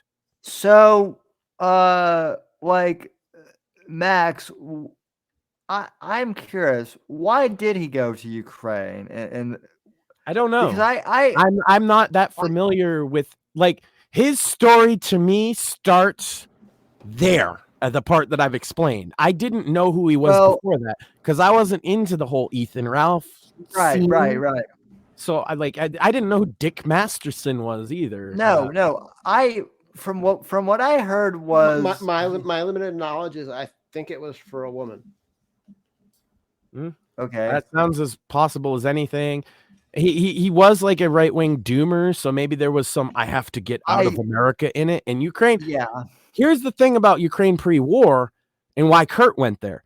It's a great place for tech startups, or it was. It's not now. Yeah. No, maybe that had I don't know why he got there, but I do know that you're essentially an illegal immigrant in their country. What I've heard, and this is the thing with the whole sector that like you can never, or I guess with the whole E-drama spirit that you can never tell. What I heard is that he went there because basically like because Dick Masterson dared him to. I don't know if that's true. I don't believe that for 1 second. I don't buy that. But like that's just what I heard. I don't buy it, but that's what I've heard. No, that sounds like some internet rumor bullshit. Yeah, that's a girl. You know, maybe he had some kind of idea of a tech startup company, but I don't believe that it was a dare from some sector guy. I think that the problem with the Ethan Ralph sector people is that they want to raise their importance to something actually important. Yeah. And so they've all jumped on this with all of their bullshit about the guy. All I know is that he has had a lot of things he said that I disagree with, but I'll support his right to free speech, except that you're in a foreign country, bro. And you got to understand that the risk, and he to some degree he did after he did the videos, he realized how serious it was. I don't think he realized it would be that serious. And certainly he couldn't have predicted that Russian television would put his videos on the air, which is really what caused him the most problems. But here's the other thing. We do know that he was originally captured by Azov Battalion, the supposedly worst of the worst. And they didn't kill him. They took him into custody and put him in jail. Now, we also don't necessarily know how he died. And if I'm going to speculate, I'm going to put everything on suicide. But again, the State Department shouldn't have let him rot in a Ukrainian prison no matter what. We're supposedly their allies. They should have fucking given him to us. But they didn't. Yeah, well, nobody was asking for it. So in that way, yeah, we should hold them to the fire about it. But let's have the real conversation that what he did, like, imagine, Sam. Imagine if you suddenly your town, your state was literally invaded by another country, and there was some asshole streaming, laughing about it, and saying how they were going to kill you all. Would you be happy? No. Or would you want to string the guy up? He's lucky they didn't just fucking lynch him. Yeah. You know? That's why I say I don't blame the Ukrainians for their reaction to him. What I do blame is the Biden State Department for allowing this to happen to an American citizen, not a fucking journalist. Stop calling him a fucking journalist. I'm so sick of that. Yeah. Well, he's a fucking blogger, and he's a manosphere blogger at that. Yeah. Well, the other thing too, like to your point about the Biden administration is, we allegedly have special forces like teams in Ukraine. From what I've heard, we might not, but like if we do, like special forces, they do hostage like rescues. So when he like, no, he wasn't. But that would be the hostages of our enemies. This is our ally, right? But like all the money we've given them, and they couldn't hand this one guy over to us. You know why? Yeah. But let's be real. Do you know why they didn't hand him over to us? No one asked them to. No. Well, he was a nobody basically. Yeah, he was a nobody. He was just a fucking. I mean, he did Manosphere blogs for like 30 people, and then just started recording the invasion and laughing about it. And I love that people call that, oh, he's a journalist. Like, first of all, that's actually disrespectful to him to call him a journalist because he hated fucking journalists. Yep. Second of all, he's just not. He's not a journalist. And that's why I think it's important. He was just a U.S. citizen who expressed his opinion, and it was the State Department's fucking prerogative to just let him rot. And they knew eventually he'd fucking die. I mean, there's no way they didn't know that. Well, my question, I'm just like playing devil's advocate here. My question would be, if I were like a normie, did the State Department even know who he was? Because like I'm internet savvy, and I barely knew who the guy was. They knew, right? They knew. No, they knew. Oh, they were very okay. aware. I'm just just asking. Well, I mean, look, they got that fucking basketball playing bitch, right? They got her, no problem. And Russia is not our ally. Russia's not our ally, but they made that fucking trade, didn't they? Ukraine is our ally. And if we had asked them to hand him over for all the billions of fucking dollars we've given them, they would have fucking done it if we said, look, you give us our guy back or we're not giving you any more fucking money. But Biden's not about to do that. And by the way, the Republicans who want to give them more money are just as fucking bad. No more money. No more money. No more money for fucking Ukraine. None. Period. Done. Yeah. If an American citizen can't be safe there, then why should we fucking safe from the Ukrainians, not the Russians? I mean, why should we keep giving them money? I don't know. We've already given them too much money. Even even some people from Zelensky's even some people from Zelensky's camp have admitted now that that the war is a lost cause. Did you see that? Like that came out back in like November something. I know they're trying to seek peace talks through Switzerland, which usually that ends these kind of conflicts. Yeah, well, like not just Ukraine, by the way. Like Russia is also seeking mediation, so the odds are that there will be some kind of ceasefire. When is hard to say, but and I'd like that to happen. I'm anti-war, period. Right? Yeah. I just oppose all of it, so I would prefer them to figure this out and stop killing each other. But we can't just, at the one hand, I don't like the narrative surrounding this guy, okay? And on the other hand, like, you should never have allowed an American citizen to be killed as a prisoner of war in a country that we're allies with. Ever. Yeah. That never happened. Yeah, and I had to consider that, and I hadn't considered what you said about Brittany Griner until you mentioned it. But yeah, you're absolutely right. It is weird. It is weird that that like we went into more effort to get Brittany Griner from an enemy. We traded the most notorious arms dealer ever for a fucking basketball player. For a dumb basketball player who had smoked pot in a country where you definitely shouldn't smoke pot. Yeah. Pro tip to anybody, if you travel internationally, don't bring fucking drugs. That's not smart. Yeah. Now, we should have gotten her back. That's where I'm going to differ from a lot of fucking Republicans. We should have gotten her back. We should also get back the Marines who are in Russian custody who got left behind instead of her. And we should also have gotten Gonzalo Lira back. If you're going to get Brittany Griner back, you get everybody back. Yeah. These are Americans. And Biden doesn't give a fuck. Biden doesn't give a fuck about any Americans. He cared because she fit into their identity politics bullshit. That's the only reason he cared. Yeah. Who gives a fuck about a women's basketball player? Who gives a fuck about women's basketball? Who watches that shit? Nobody. I was shitting on AEW for 700,000 fans, but I guarantee you a WNBA game gets like 10 fans.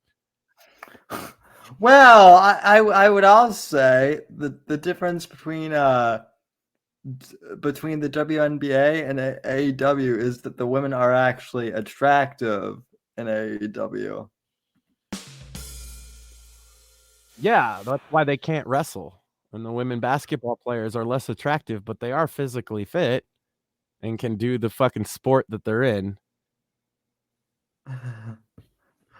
That's a good point too. Wendy Richter, baby. Whatever happened. My favorite is that one clip where I was ranting about women wrestling with you, Sam, and you cut it at the perfect point because my last question was, whatever happened to handsome Jimmy Valiant? And again, I was editing clips on one's phone is not easy, but damn it. I got a couple of comments that are actually from the Gilded server as opposed to the live chat. The big Malden guy is really dominating that crippled man. Thank you. I actually corrected that. I said 2 crippled men. And Cat Lovers also says, now they are saying that man in Ukraine was not a journalist. Reddit said he was. That's pretty funny, actually. And Dip says, the most sickening thing to me is when the president left our military men in prison in Russia forever, instead traded for some dumb bitch. Agreed.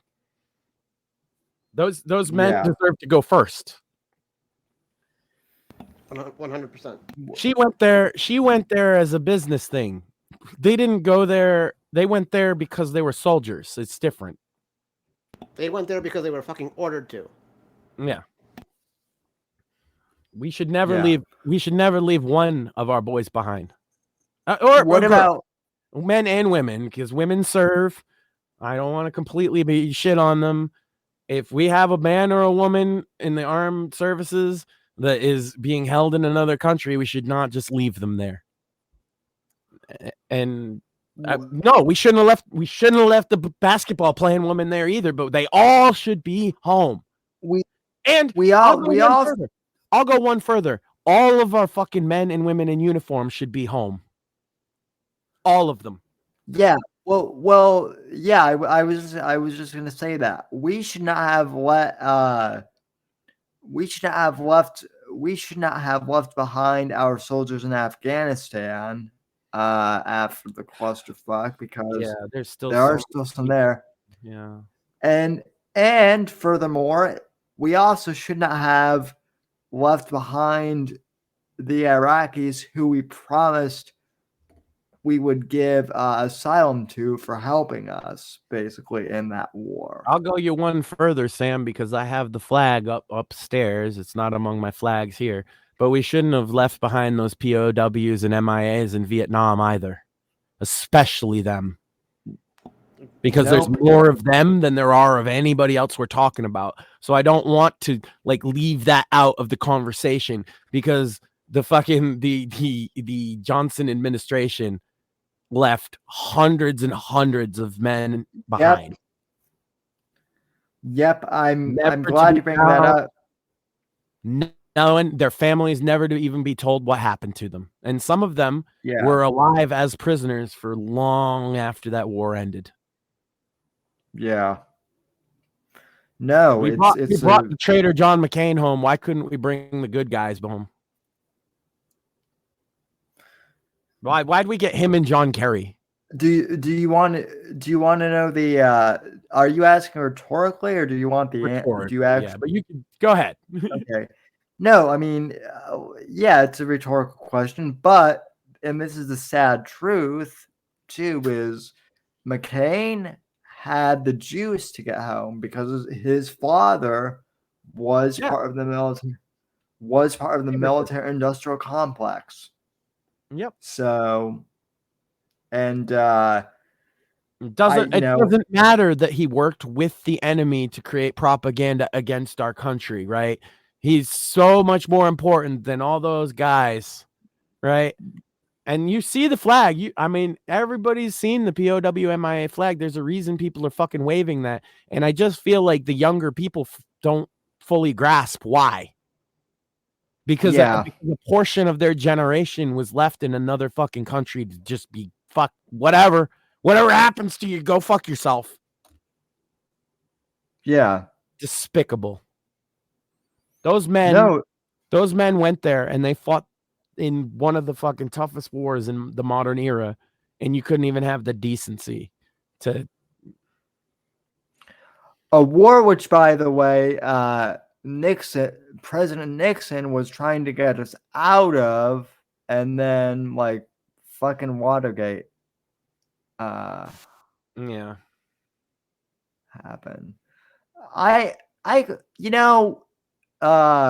Surprisingly, YouTube actually did something right this week, which was they pointed me to the channel of the Richard Nixon Foundation, and they've got some good content over there. Shout out to the Richard Nixon. I'm actually I know Max always likes to say he's a contrarian. Richard Nixon being one of my top presidents, that's my big contrarian opinion, because I've always been a pro Nixon guy, but yeah. Well, let me ask you this. Nixon was Trump before Trump. Yeah, no, he was. But when I was growing up, in school, and I went to a pretty good school actually, but when I was growing up, all I heard about Nixon was that he was a bad dude because Watergate. That's literally all that's literally all they taught us about Richard Nixon. Mm-hmm. And the reason that didn't take with me in particular is because I was listening to oh my God, I can't believe I spaced on his name. G. Gordon Liddy. Yeah. Yep. I was a big listener with G. Gordon Liddy when I was a teenager and a preteen teenager. And so you get a lot more context if you've listened to him. I highly recommend just go listen to some of his old shows, if only thing, just for some of his old stories about being a CIA spook. He would talk about assassinations and stuff. It was fucking great. Yeah. Whatever you feel about the legalities of it or whatever, it's really cool. He was like a real life spy, real life interesting cat. I had the pleasure of talking to him. He was going to give me an interview before he died. Unfortunately, he said it was when his health improved, and it didn't. I was very thankful that he gave me as much of his time as he did, because he did agree to do an interview with me, because he told me I was the first person to ask in a very long time. I may or may not have based I've based my characters off a couple of different people, but I may or may not have based the character of Thomas Roberts off of G. Gordon Liddy in part. So I could tell. And I also did base him partially off Steve too. But no, there's actually a video from the Richard Nixon Foundation that I want to play, because if this doesn't sound like Trump, I don't know what else to say. Then I can tell you the awful thing YouTube did this week. Since you gave them credit for something, I need to shit on them. Yeah, let me bring this up though. Let the man speak. By the way, for some people that aren't familiar, while you bring it up, I'll give a little Nixon history here. A lot of Trump's biggest supporters and speechwriters and stuff were Nixon guys. They have much more power than most people would like to think. Roger Stone being one, Pat Buchanan being another, And so like the lineage is there. So, before you just dismiss, oh, he was a crook, maybe look into it. Watergate wasn't what you think. And he was set up as much as Trump is being set up now. Yep. And I don't know the date of when this interview was. I looked it up last night because this is when I found it, and I think this was like in the late 7th. I think this might have been in the early 80s, if I'm not mistaken. It But looks to be early 80s or late 70s just by the video. yeah. So this video is from the Rich Nixon. I'm surprised this is even on YouTube. That YouTube would allow this, but Nixon, media is driven by self-righteousness and double standards. Where have I heard that before? Yeah, let's play this. This is kind of eerie how similar it rings true to today. And this was in 1980 or something. But anyway. They have much more power than most people would like to think. When we think of the media in this country, the problem is that they have a sense of self-righteousness, a double standard on issue after issue after issue. They can find everything wrong with somebody else, but they will not look inside and ever admit that they could be wrong themselves. And what was involved here in the Watergate thing was the unfairness of it. Oh, there was a legitimate thing to investigate, but they refused to balance it. They allowed their advocacy to get ahead of their reporting, which is their job to do. President Eisenhower in his farewell address wrote about and warned against the power of the military-industrial complex. I didn't get a chance to make a farewell address, but when I get old enough and decide to retire, and I'm not planning it at the moment, but when I get that old, if I make a farewell address, I think I would warn against the media elitist complex. The media is always talking about the imperial presidency, the power of the imperial presidency. I think we ought to hear a little bit of discussion of the imperial media and its power. You see, presidential power is limited by the courts, limited by the Congress. The media's power is unlimited. And some would say, but what about libel suits? Forget it.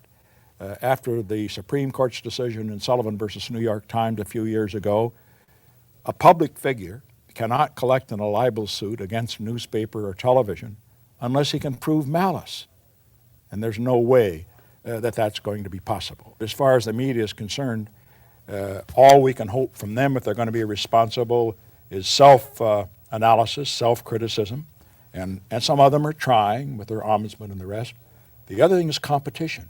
But what we see in terms of newspapers across the country is more and more places where there's only one paper. Take Washington, D.C. Since the Star left the scene, the Washington Post is the only major newspaper being printed in the most important capital in the world.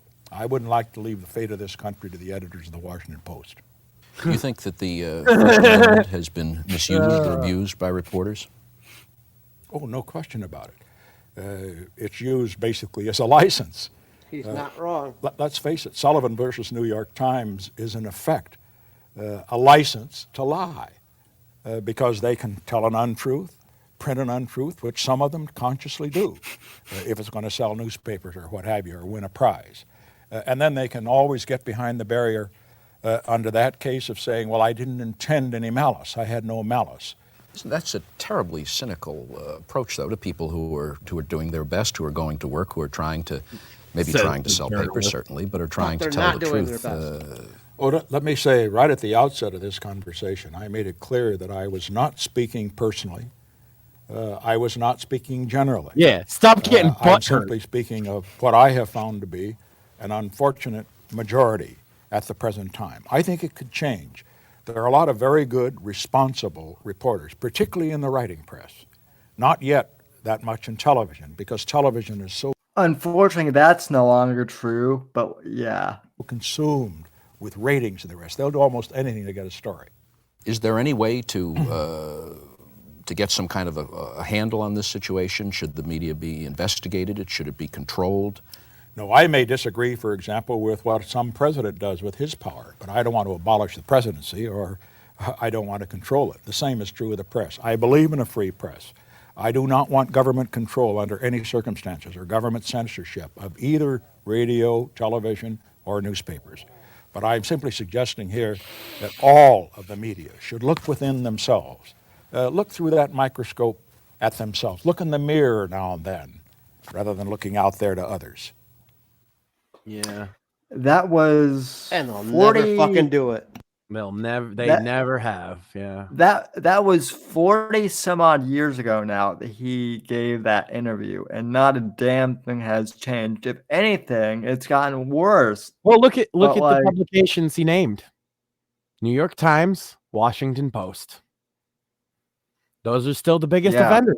They're still the biggest. But he mentioned that TV was a little different. Yeah, this was before 24-hour news channels, wasn't it? Yeah. This was about 15 years before CNN. And the internet, forget that. That wasn't even the internet wasn't even on the horizon. Right. At that point. But aside from all of that, what he's saying there could just as easily apply to today. And that's what Trump has basically been saying what Trump basically said in 2016 and in 2024 what Nixon was saying back in 1980. Because time is a flat circle. Yeah. No, it really is. And the funny thing is these issues kind of faded. The younger people might not get this, but these issues kind of faded from popular discussion over the 90s and early 2000s, and there were less people talking about the biases in journalism and such. Obviously you got guys like Rush that were like obviously pointing it out the whole time, but for the most part, it was like, oh yeah, the media is neutral. A lot of people thought, specifically CNN when it came out, a lot of people thought it was neutral. Yeah, a lot of people for a long time thought that it was neutral. So yeah, but you can see that was the early versions of woke in CNN right from the get-go. They were talking about environmentalism, they were talking about climate change, like right from the outset of the company, because that's what Ted Turner was into. He was a far lefty. Yeah, well, I mentioned and also insane. Yeah, well, I mentioned Jane Fonda. Ted Turner was married to Jane Fonda for a long time, and she's been on the environmental bandwagon for forever. He also is very likely the one that put up those Georgia Guidestones that people freak out about. Yeah, the ones. That's right. Yeah, I mean, there's very few other people the ones that no longer exist. Yeah, there's very few other people based in Georgia who would have had the resources and the mindset to do that. It was definitely a Ted Turner thing. He can deny it. And he did. He denied it till he was, dude, come on. And just for those that aren't aware of the Georgia Guidestones, these were these stones put up mysteriously that gave basically rules on how to fix the planet. And the biggest one was to keep the entire human population under 500,000. So essentially these stones were calling for the death of 7 billion people? Yeah. And Ted Turner put him up. He's been, they talk about degrowth, right? Ted Turner was the original degrowth guy. Yeah. Fuck Ted Turner. I can't. Let me just put it this way. There's a media mogul character in my books who I based off Ted Turner. The fact that no one to my knowledge has actually made like a villain out of him yet in media is kind of astounding, because he has the makings of like a great diabolical villain. To be So, fair, Vince McMahon did in 1996 with the Billionaire Ted sketches. based. Let me tell you something. The Nacho Man. That shit was hilarious. I don't give a fuck. People are. I see a lot of wrestling fans that think that shit's like lame now, but man, that shit cracked me up. Well, look, Hulk Hogan in a walker. People like to shit on Tomorrow Never Dies, which is one of the Pierce Brosnan and James Bond movies. But I mean, they basically did the same thing where like Ted Turner they made like a Ted Turner character who was like a terrorist, but so what he would do in the movie was he would do like a terrorist attack, but then right about the terrorist attack, like the day before, it happened. So like his newspaper and websites could like report on it before anyone else did, right? So so in the movie he basically like created false flag terror, and everyone back then was like, "Oh, this is super unrealistic," and whatnot, and that's why it got. Meanwhile, literally at the time, Bill Clinton is wagging the dog, doing exactly. Yeah. well. There's also a movie called Wag the Dog too. Right around that time. Yeah. So it's totally unrealistic, though. Also, pussy smoke. Also, people are mad at Pierce Brosnan because Pierce Brosnan endorsed Robert Kennedy instead of Biden. Sure. I mean, yeah. Look, if you endorse, you endorse the guy that's going to lose anyway. I don't understand why people get so mad about that. I'm not even going to get mad at anybody that endorsed DeSantis, for example. Like, whatever. Yeah. They seem to be doing enough damage to themselves at this point, and they seem very mad, but that's them, Hey, DeSantis rumors, I've been shitting on you a long time, but once he drops out, you're welcome. Come, join us. Look, even the RFK people, the fact that even the RFK Jr. people, the fact that you're splitting people away from Joe Biden, good. Well, and then when he's taken out, you're welcome too. Look, it really is the people versus Joe Biden now. Yeah, that's what it is. If you're either on that team, you can be on Joe Biden's team too, I guess. But like that seems pretty. Unless you're part of the elite, that seems stupid and seems against your best interest. But yeah. I'll turn around and accept the people that voted for Joe Biden twice later on when they figure out they're wrong. Well, no, what's interesting is that like both Eric Clapton is another one that like, endorsed RFK Jr. and like, I don't know, but like I would certainly consider Eric Clapton to maybe be like considered one of the elite, quote unquote. Yeah. They wouldn't. Not anymore. Not after what he said about the vax. No, they wouldn't before. He said stuff about the vaccines before COVID. Because of his son dying. Yeah. He's been very anti-vaccine, and I mean childhood vaccines. He's been anti-childhood vaccine since the 90s. So he's not really part of their thing. It's just that you were allowed to be anti-vaccine and a Democrat until very recently. Now you're not. Right? Which is funny because they're conflating the COVID vaccine with the other vaccines. And it's also funny because the anti-vaxxers on the right do the same thing now. Yeah. They're not the same thing. Like you got to take them individually, but yeah. Well, look, I was never considered I'm not an anti-vaxxer generally, but like because anti-COVID vax. Yeah. Yeah.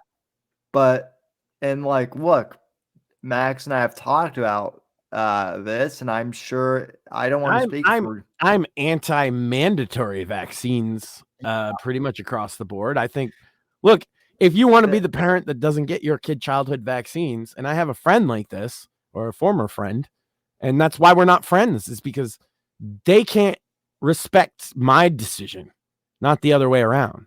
Right.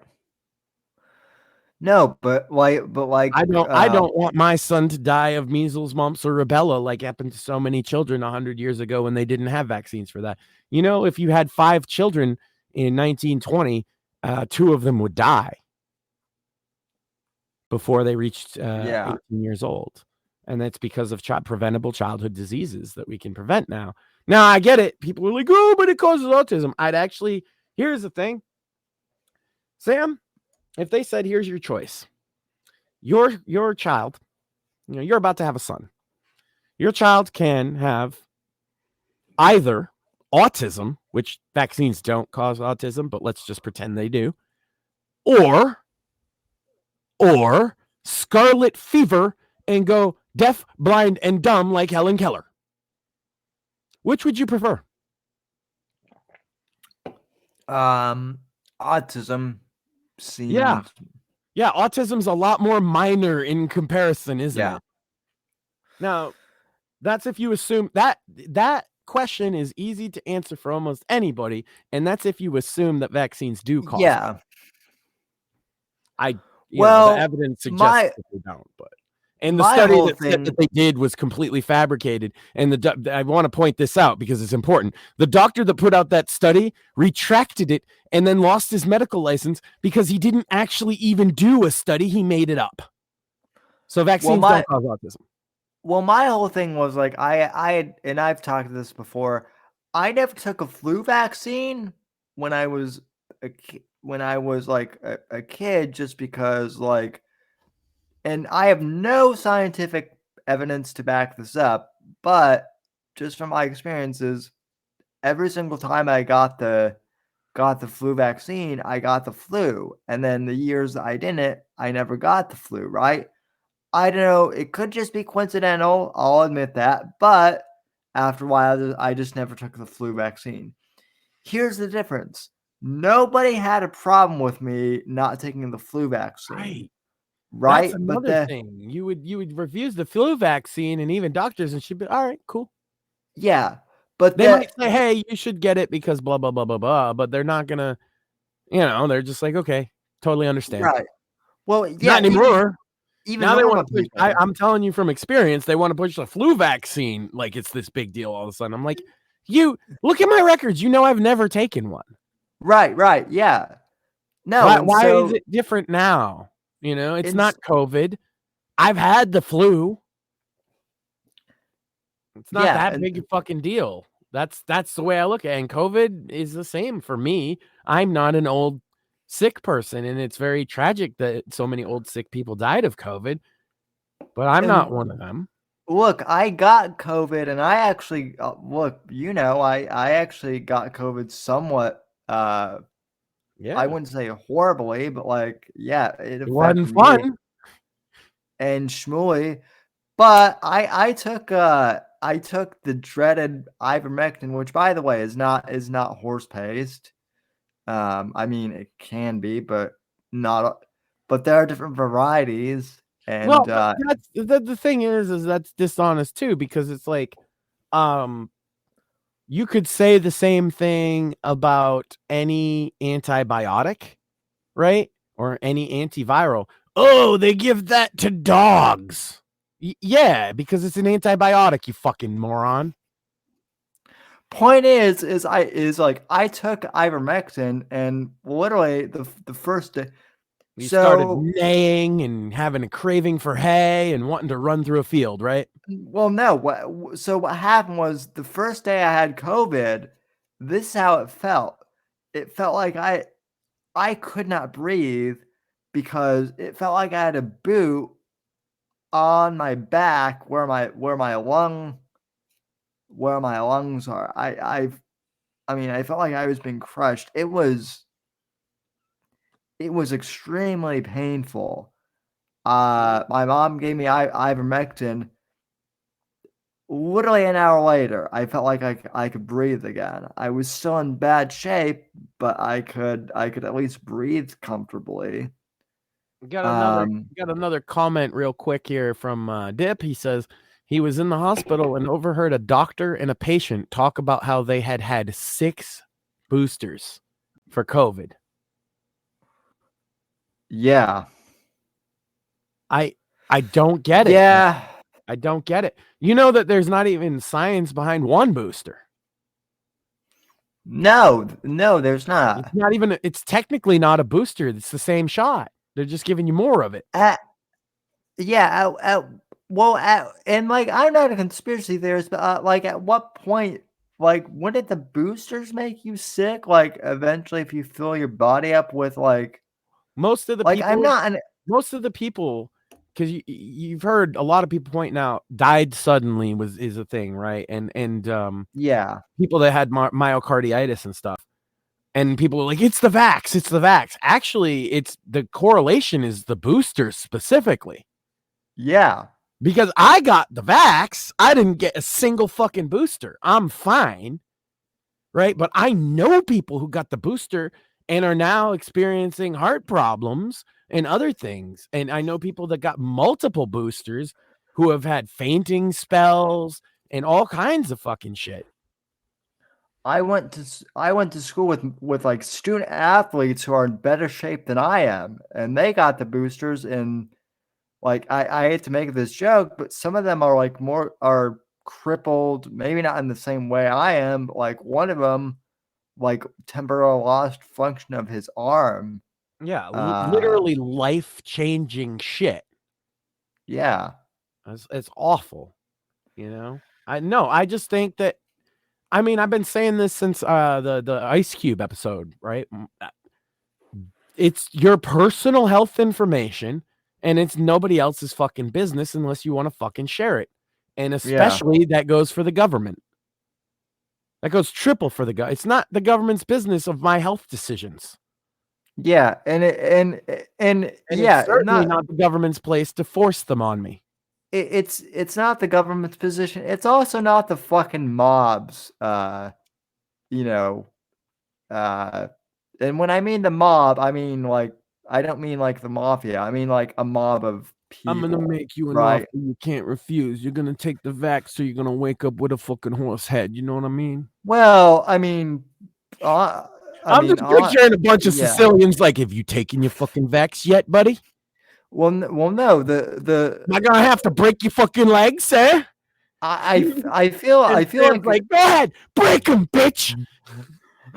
Yeah, they're already. I'm already crippled. What else can you do? So, no, but the most irritating thing was if you don't, and this was in Florida even, if you don't wear a mask, you must want grandma to die. That was like the weakest. I just started saying, yeah, fuck her. My grandmother. They don't have a response when you say that. They don't have a response because you're admitting the thing that they're saying, and it's like, yeah, fuck her. I don't care. It's not my problem. No, I fucked with. I didn't go that far. I fucked with them by saying, no, my grandmother doesn't want the vaccine either, and she's in her 80s. They don't have. Another quick one here, it's because it's relevant. Humongous, member of our Gilded's been blowing up with chat tonight, which is cool. Hey, if you're a normal chatter, maybe come join our Gilded. I will put the link in chat. As soon as I stop running my fucking mouth. So Tay says, I had the one vax, no boosters. How many boosters even are there? Probably in the triple digits by now. He's not wrong. But the problem is that the booster is just that first shot again and again and again and again and again. And I think that these injuries are essentially from an overdose. That like in the most simple terms possible. I'm not a science guy. I'm not a doctor. But what I'm seeing is a lot of people who get vaccine injured by the COVID vax are the ones taking boosters and potentially multiple boosters. So yeah, that's why I steer clear of it. But also, I'm not telling anybody what to do with their health. You make your own decisions because I have faith that you are a smart individual and can make the best decision for yourself. Yeah, and that is one thing I want to bring up. Kind of related, but also just in general. Jimmy brought this up last night, and you saw this comment, but Jimmy actually acknowledged the fact that and I think he included you in this too, we respect the audience's intelligence and and we don't try and talk down to people. And I mean, yeah, I appreciate that. I've always tried to do that. I'm not perfect, but yeah, I try and meet people where they're. I mean, I speak for myself here, but if I wanted to, I could do the things that people who don't respect their audience do. I can talk like this, guys. Hi, guys. Today we're gonna da-da-da-da-da-da. Anybody can fucking do that, but when I'm doing that, I'm assuming that you're fucking 5 years old. You know what I mean? Right. And or also screaming out "Dono." Like there are streamers who call their audience literal pay pigs. Which if it works, I guess it's just silly, but if it works, but that's kind of demeaning. So it's like what do we say? Buy Sam's book, right? Don't. I mean, look, we're not gonna tell anybody don't super chat, don't donate. And super chatting, by the way, on Rumble, just to be clear, the split is 100% for Sam. Yes, it's not like YouTube where they take a whole big cut. The split's 100%. So if you want to donate through that way, that's absolutely fine. But you notice we're not going to sit here and shill it. What are we going to shill, Sam? Well, first off, I'm going to change things up a little bit. I'm going to say, before I show my book, I want to announce that my friend Eric Bishop, friend of the show, he re-released his first book under his own imprint now. The Body Man. I don't know. For the layman means he's going to get a much nicer cut if you buy this version. Yeah. It's cheaper too. It's only like $5 under his new thing. So, go and buy this. Also, as I mentioned on Twitter yesterday, if you're going to buy a Kindle, buy them refurbished, because they're only $60 refurbished. But if you want to buy my book, and you do, you do. It's great. And you can buy Shadows of Deception on Amazon. $9.99 for the paperback, $7.99 for the Kindle edition. And please leave a review.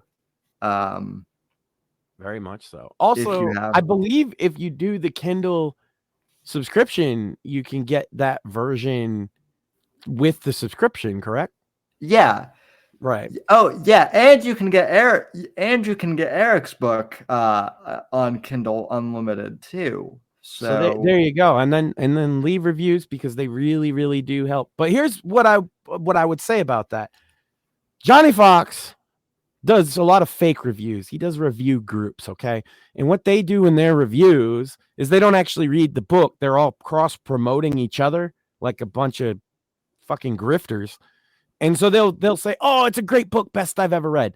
If you write a review for Sam's book, mention what you liked about it specifically. Story, characters, name the characters. Show us that you've read the book. That helps so much because then people know it's not fake. They know that you've actually read the book and you actually like it. Well, also pro tip, don't review the book the same day you bought it, because that's like another. Yeah. Unless you're like an ultra with a shorter book like a novella, okay, yeah, maybe I can see that, like with one of mine, but like just give it a day or two at least. Yeah, give it a day or two. And hey, we would love you to give it 5 stars, but give it your honest review. So I mean, so far it's gotten 5 out of 5. So yeah, I'm not going to sit here and say you have to give them 5 stars. Give them what you feel it's worth. We would appreciate 5 stars. But we appreciate you giving a review at all. And also, while we're talking about reviews, if you like the podcast on Spotify, leave stars there too. I don't think there's a way to write reviews on Spotify yet. There should be.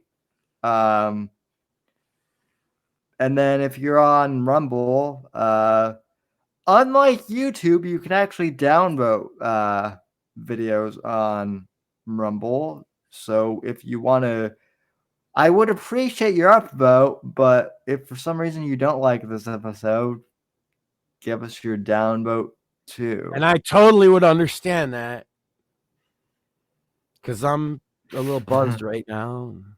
I'm always sober on the show, so I guess unless you count smoking pot. Well, and listen, I know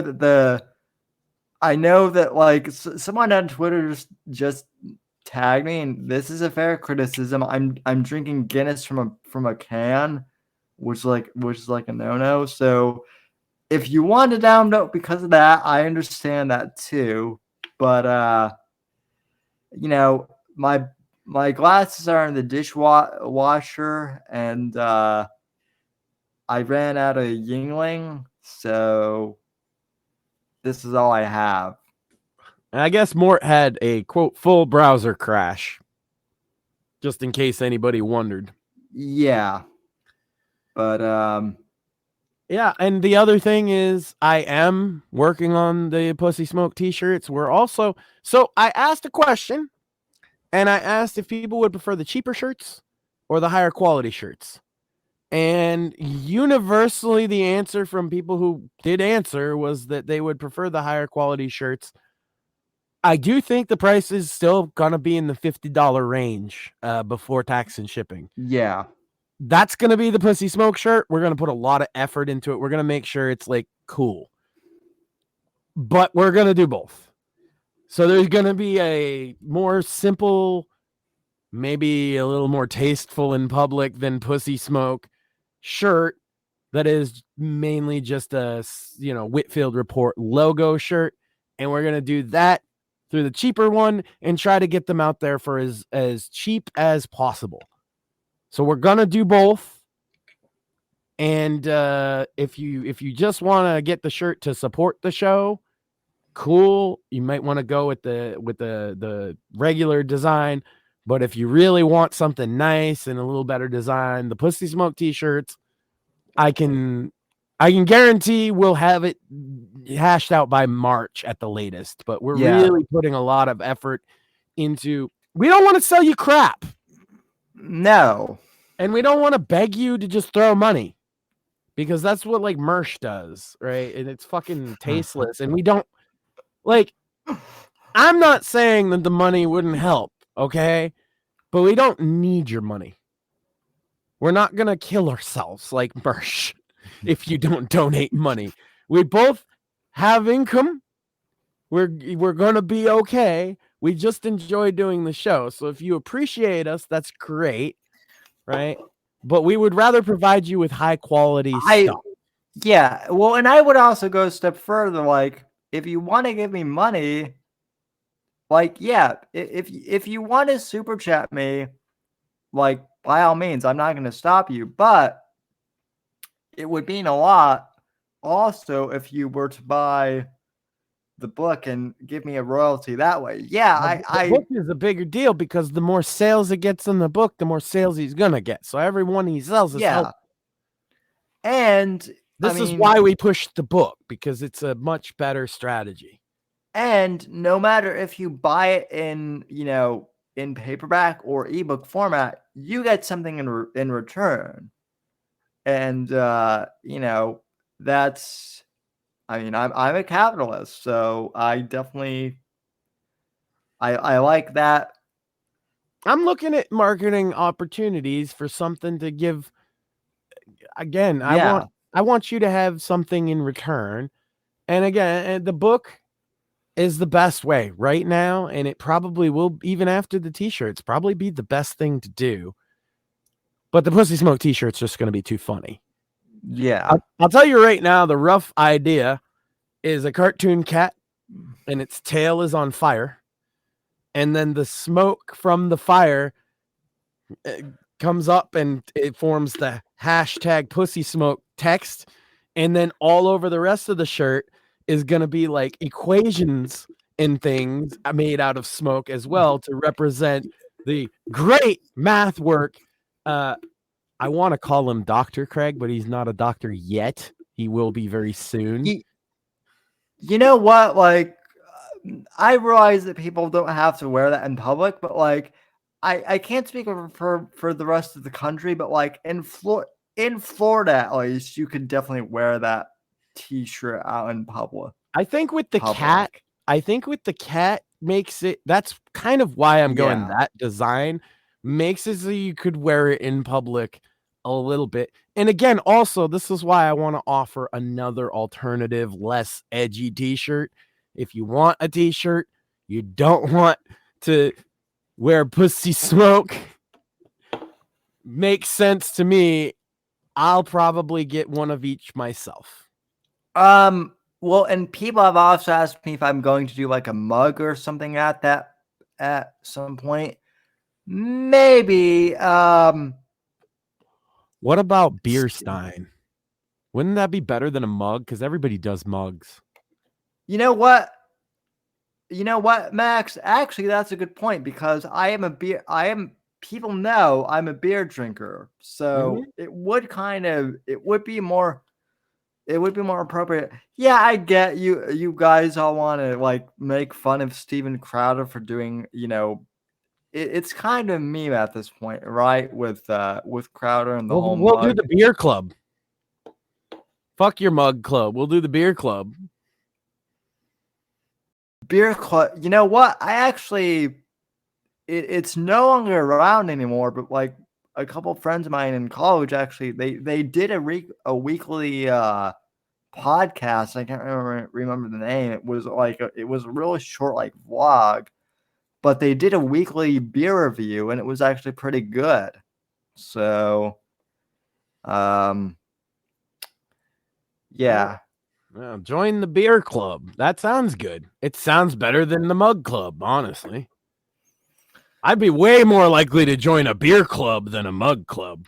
My Crowder mug has not held up great either, and I've only hand washed it, but for the people that bought my cringing over coffee mugs, they say they held up all right, but apparently I didn't buy one. Well, apparently your mug held up better than Steven Crowder's like $70 a hand edge. Yeah, mine was like $13. Like, I'm not gonna deny. Granted, all the cringing over coffee merchandise we ever did, I sold at cost. I never made a dime. Yeah. Which shows you how much I care about grifting off of you lovely people. Not at all. Oh, I love the fact that me selling the book makes me a grifter, supposedly. No, it doesn't. I wrote There's no grift. You're paying money for a book. Yeah. Right. That's not a grift. There's no scam involved. There's no sleight of hand. He wrote a book. It's good. I've read it. I'm not, and the other thing is too, like, I'm not saying that the book will save America. This is I will admit that like a lot of the right-wing grifters will No, but if you sell enough, it might get you the fucking wheelchair that we've been bitching about all fucking year. Right? Let's be real. Like, it could improve his life. It's not going to save the fucking world. I mean, with Amazon's royalty rate, rates, I would have to It's sell a lot of fucking books. I mean, at that point, we might as well do a GoFundMe or something and probably get like a little. But I've considered that, but it just like, even though yeah, it's legitimate, it just feels bad, doesn't it? you know what? You know what though? Like this is another, like, not to get back onto Trump too much, but like this is another case for Trump. Like Trump actually wanted to repeal Obamacare and replace it with something. Like I actually read his healthcare policy, and it actually seemed pretty decent. And for whatever reason, the Republicans, they just never came up with a good proposal. Because So they were in opposition to Trump for the first 2 years of his presidency, which everybody forgets. yeah, They passed zero legislation through the first 2 years where they had control of both the House and the Senate. That tells you everything you need to know. They didn't pass anything. They never sent anything to his desk when they had control.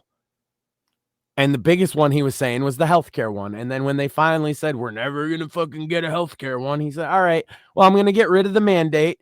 Biden has reinstated, by the way. And I know. alone, I'm going to tell you this, that alone, Trump coming in, if he gets rid of the mandate again, which he absolutely will change people's lives for the better.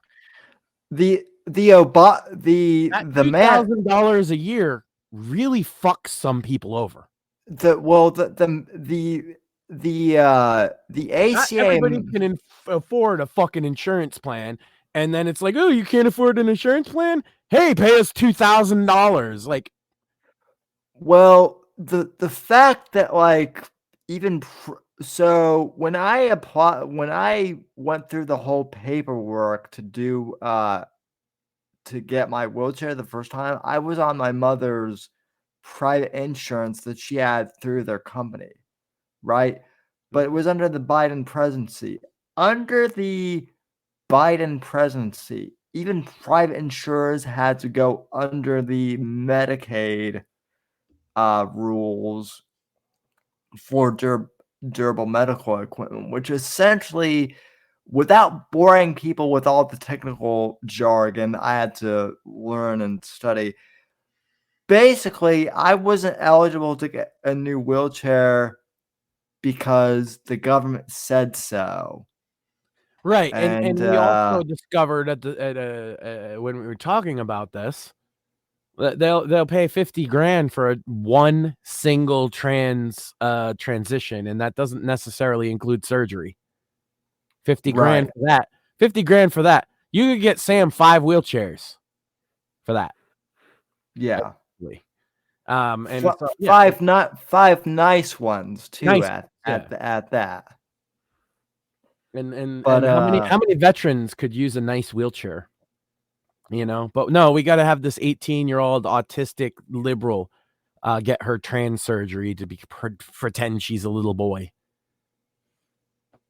Yeah. Trump.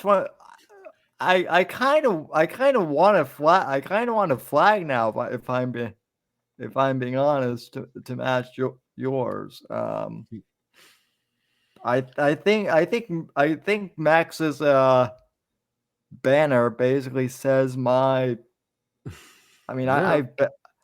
got it specifically because of the slogan "Take America Back," right? Yeah, because that's where we're at. I know he's still doing MAGA, and that's great. It's a good message, but take America back. The problem is if he actually used that as his slogan, the media would fucking never let him forget it. Well, they're already like marching out the dictator. Like that was the funniest thing. Too, he's such a tyrant that we need to like falsely imprison, lie about him, fucking investigate his whole family. Like he's such a dictator. We got to do all the dictator stuff against him. Yeah. Okay. And even Harry, like, and that was the thing that Harry Sussin, or whatever his name, Harry Sisson, and oh, he's only 20 years old. How can you criticize him, Sam? Fuck off. I was doing this shit when I was younger than him, and I received criticism. Listen, he's only 20 years old. He shouldn't be talking politics because he's retarded. Because guess what? When you're a 20-year-old man, you're retarded. No offense. well, No okay, offense, but- audience, if you're a 20-year-old no, man. yeah, okay. But it's well, true. No, it is true. But also, if you're gonna get into the sandbox like I did at 14, I admit maybe I was a little young to get into this when I did. I admit that. But even so, if you're gonna get into a sandbox at the early age and play with the adults, you gotta take some adult licks. That's just how it is. Mm-hmm. I mean, I don't think that's unfair. If anything, it toughened me up a bit. So, but Harry's obviously protected by,